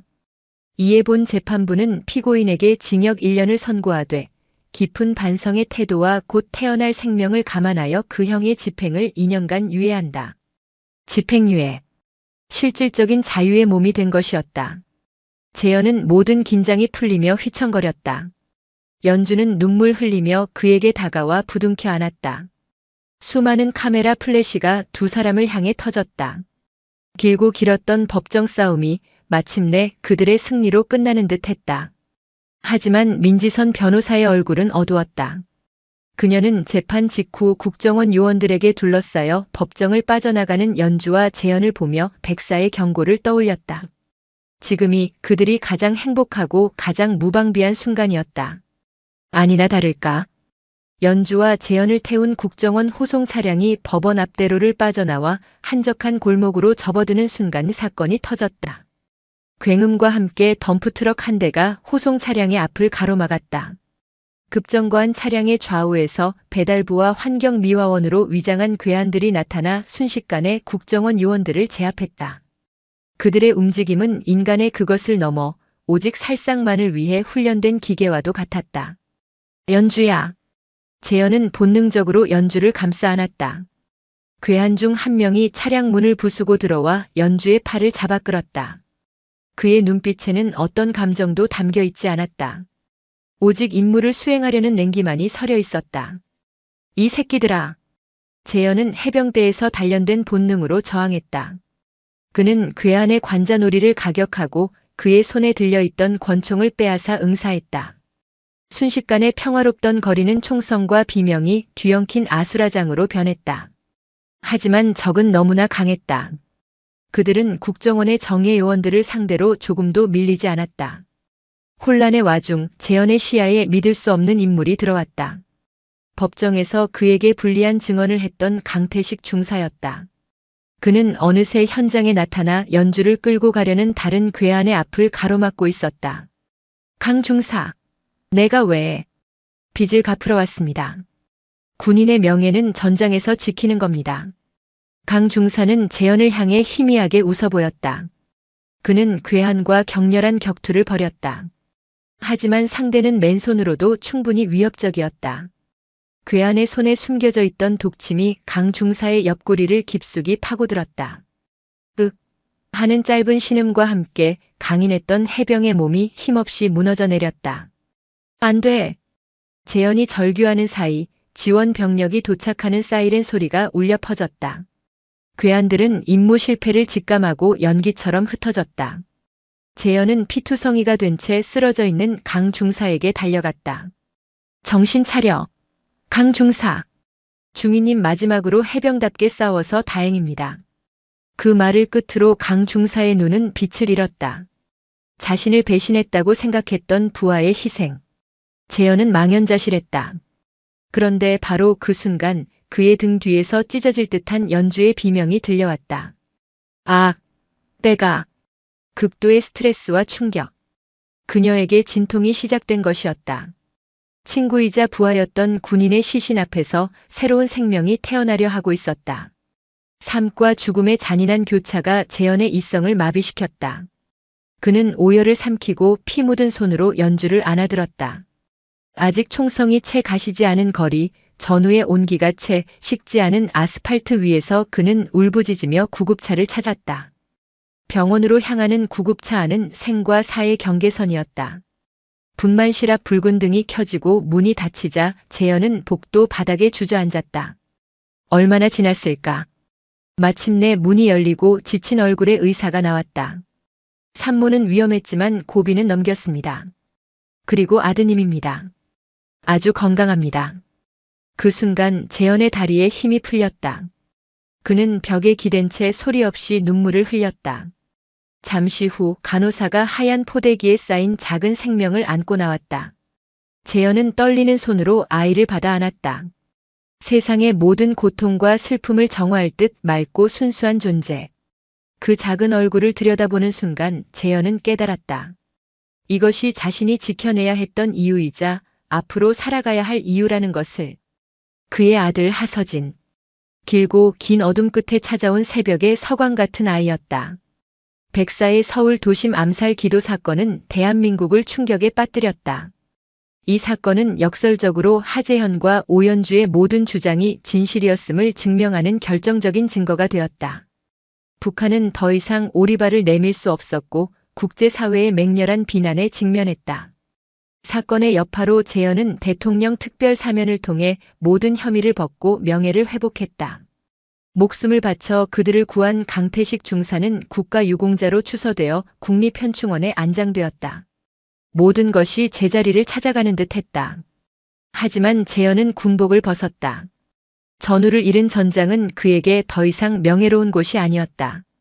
그와 연주 그리고 갓 태어난 아들 서진은 국정원의 삼엄한 보호 아래 새로운 삶을 시작했다. 정부는 그들에게 새로운 신분과 거처를 제공했지만 그들의 삶은 여전히 보이지 않는 감옥과도 같았다. 백사의 위협은 끝나지 않았고 그들은 언제 어디서 다시 나타날지 모르는 유령들을 피해 살아야 했다. 몇 년의 세월이 흘렀다. 재현과 연주 그리고 훌쩍 자란 서진은 제주도의 한적한 해안 마을에서 평범한 이웃으로 위장한 채 살아가고 있었다. 재현은 김민준이라는 새로운 이름으로 작은 어선을 모는 어부가 되었고 연주는 박서윤이라는 이름으로 동네 아이들에게 피아노를 가르쳤다. 그들의 얼굴에는 세월의 상처와 함께 소소한 행복의 흔적이 자리 잡고 있었다. 하지만 평화는 길지 않았다. 어느 날 재현이 조업을 마치고 항구로 돌아왔을 때 낯선 남자들이 그를 기다리고 있었다. 국정원 요원들이었다. 오랜만입니다, 하재현 씨. 상의할 일이 있어서 왔습니다. 그들을 따라 도착한 곳은 제주 시내의 한 호텔 스위트룸이었다. 그곳에는 방첩사의 최영준 소령과 국정원의 박민서 팀장이 앉아 있었다. 최 소령은 어느덧 중령으로 진급해 있었다. 무슨 일입니까? 이제 와서 나한테 볼 일이 남았나? 재현의 목소리는 차가웠다. 최 중령이 서류 한 장을 내밀었다. 백사가 다시 움직이기 시작했습니다. 이번 목표는 우리가 아닙니다. 중국으로 망명한 북한의 고위급 과학자를 제거하라는 임무를 받았다는 첩보가 입수됐습니다. 그걸 왜 나한테 말하는 겁니까? 그 과학자 황 박사는 오연주 씨가 증언했던 그 권력자의 최측근이었습니다. 그리고 백사의 리더는 과거 오연주 씨와 깊은 관련이 있는 인물입니다. 당신 아내만이 그들의 움직임을 예측하고 막을 수 있는 유일한 열쇠입니다. 그들의 제안은 잔인했다. 이제야 겨우 평범한 삶을 찾은 연주를 다시 한번 위험한 첩보전의 한가운데로 끌어들이라는 것이었다. 미친 소리. 내 아내는 더 이상 당신들의 장기말이 아니야. 당장 돌아가. 재현은 단호하게 거절했다. 하지만 박민서 팀장이 나지막이 말했다. 이번 임무를 막지 못하면 그들은 다음 목표로 당신 가족을 찾아올 겁니다. 당신들이 어디에 숨든 그들은 반드시 찾아낼 겁니다. 이건 부탁이 아니라 당신 가족의 생존이 걸린 문제입니다. 그날 밤 재현은 뜬 눈으로 밤을 새웠다. 그는 모든 것을 연주에게 털어놓았다. 연주는 아무 말 없이 그의 이야기를 들었다. 그리고 다음 날 아침 그녀는 결심한 듯 입을 열었다. 하겠어요. 그 지옥 내 손으로 끝내야겠어요. 서진이에게는 더 이상 이런 세상을 물려줄 수 없으니까. 그녀의 눈빛은 더 이상 도망자의 그것이 아니었다. 자신의 운명과 맞서 싸우기로 결심한 전사의 눈빛이었다. 그렇게 재현과 연주는 아들 서진의 미래를 지키기 위해 과거의 악령과 맞서 싸우는 위험한 작전에 동참하게 되었다.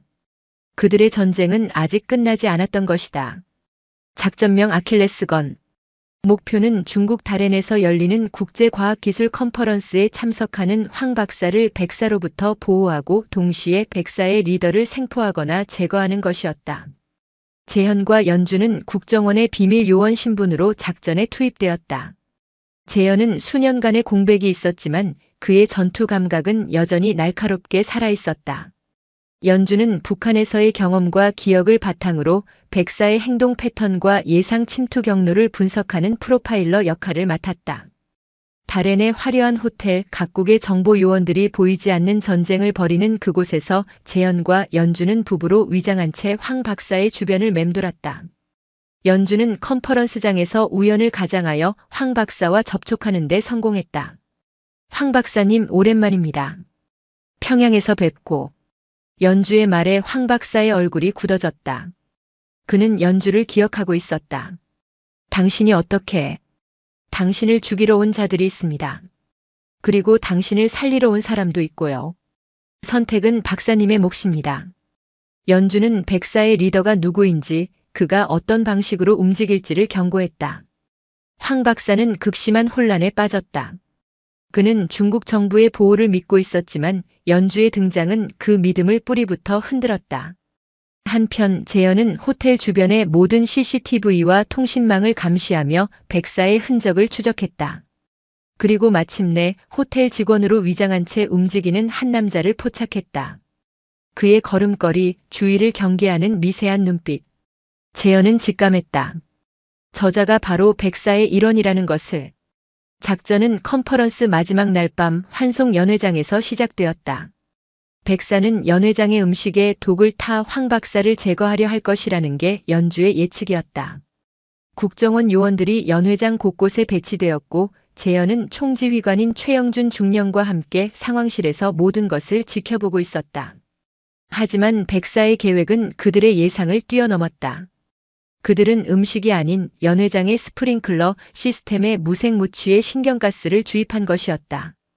특정 시간이 되면 화재 경보를 울려 사람들을 대피시키고 혼란 속에서 스프링클러를 작동시켜 연회장 전체를 죽음의 공간으로 만들 계획이었다. 이상합니다. 연회장 환기 시스템에 누군가 침입한 흔적이 있습니다. 상황실 요원의 다급한 보고에 연주의 얼굴이 하얗게 질렸다. 함정이야. 그들의 목표는 황 박사 한 명이 아니었어. 남측 요원들을 포함한 연회장 전체를 제거하려는 거야. 그 순간 날카로운 화재 경보음이 호텔 전체에 울려 퍼졌다. 연회장은 순식간에 아수라장이 되었다. 사람들은 비명을 지르며 출구로 몰려들었다. 전원 방독면 착용. 지금 즉시 황 박사 확보하고 가스 살포를 막아. 최중령의 명령이 떨어졌지만 이미 늦었다. 천장의 스프링클러에서 치명적인 가스가 뿜어져 나오기 시작했다. 내가 가겠어. 재현은 방독면을 쓰고 권총을 든 채 상황실을 뛰쳐나갔다. 그는 지옥으로 변한 연회장을 가로질러 가스 제어 시스템이 있는 기계실로 향했다. 복도 곳곳에서 백사의 조직원들이 나타나 그의 앞을 가로막았다. 재현은 유령이라는 명성에 걸맞게 소리 없는 암살자처럼 그들을 하나씩 쓰러뜨렸다. 기계실에 도착했을 때 마지막 한 명이 그의 앞을 가로막았다.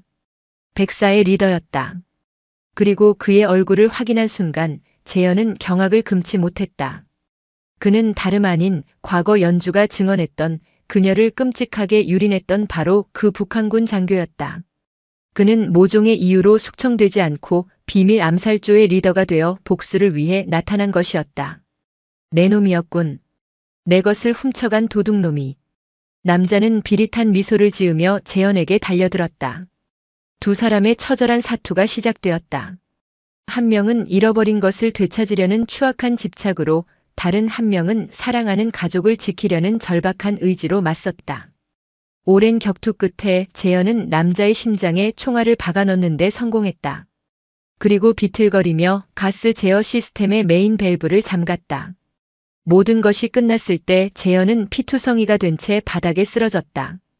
그의 희미해져가는 의식 속으로 방독면을 쓴 채 달려오는 연주의 모습이 보였다. 그녀는 울면서 그의 이름을 불렀다.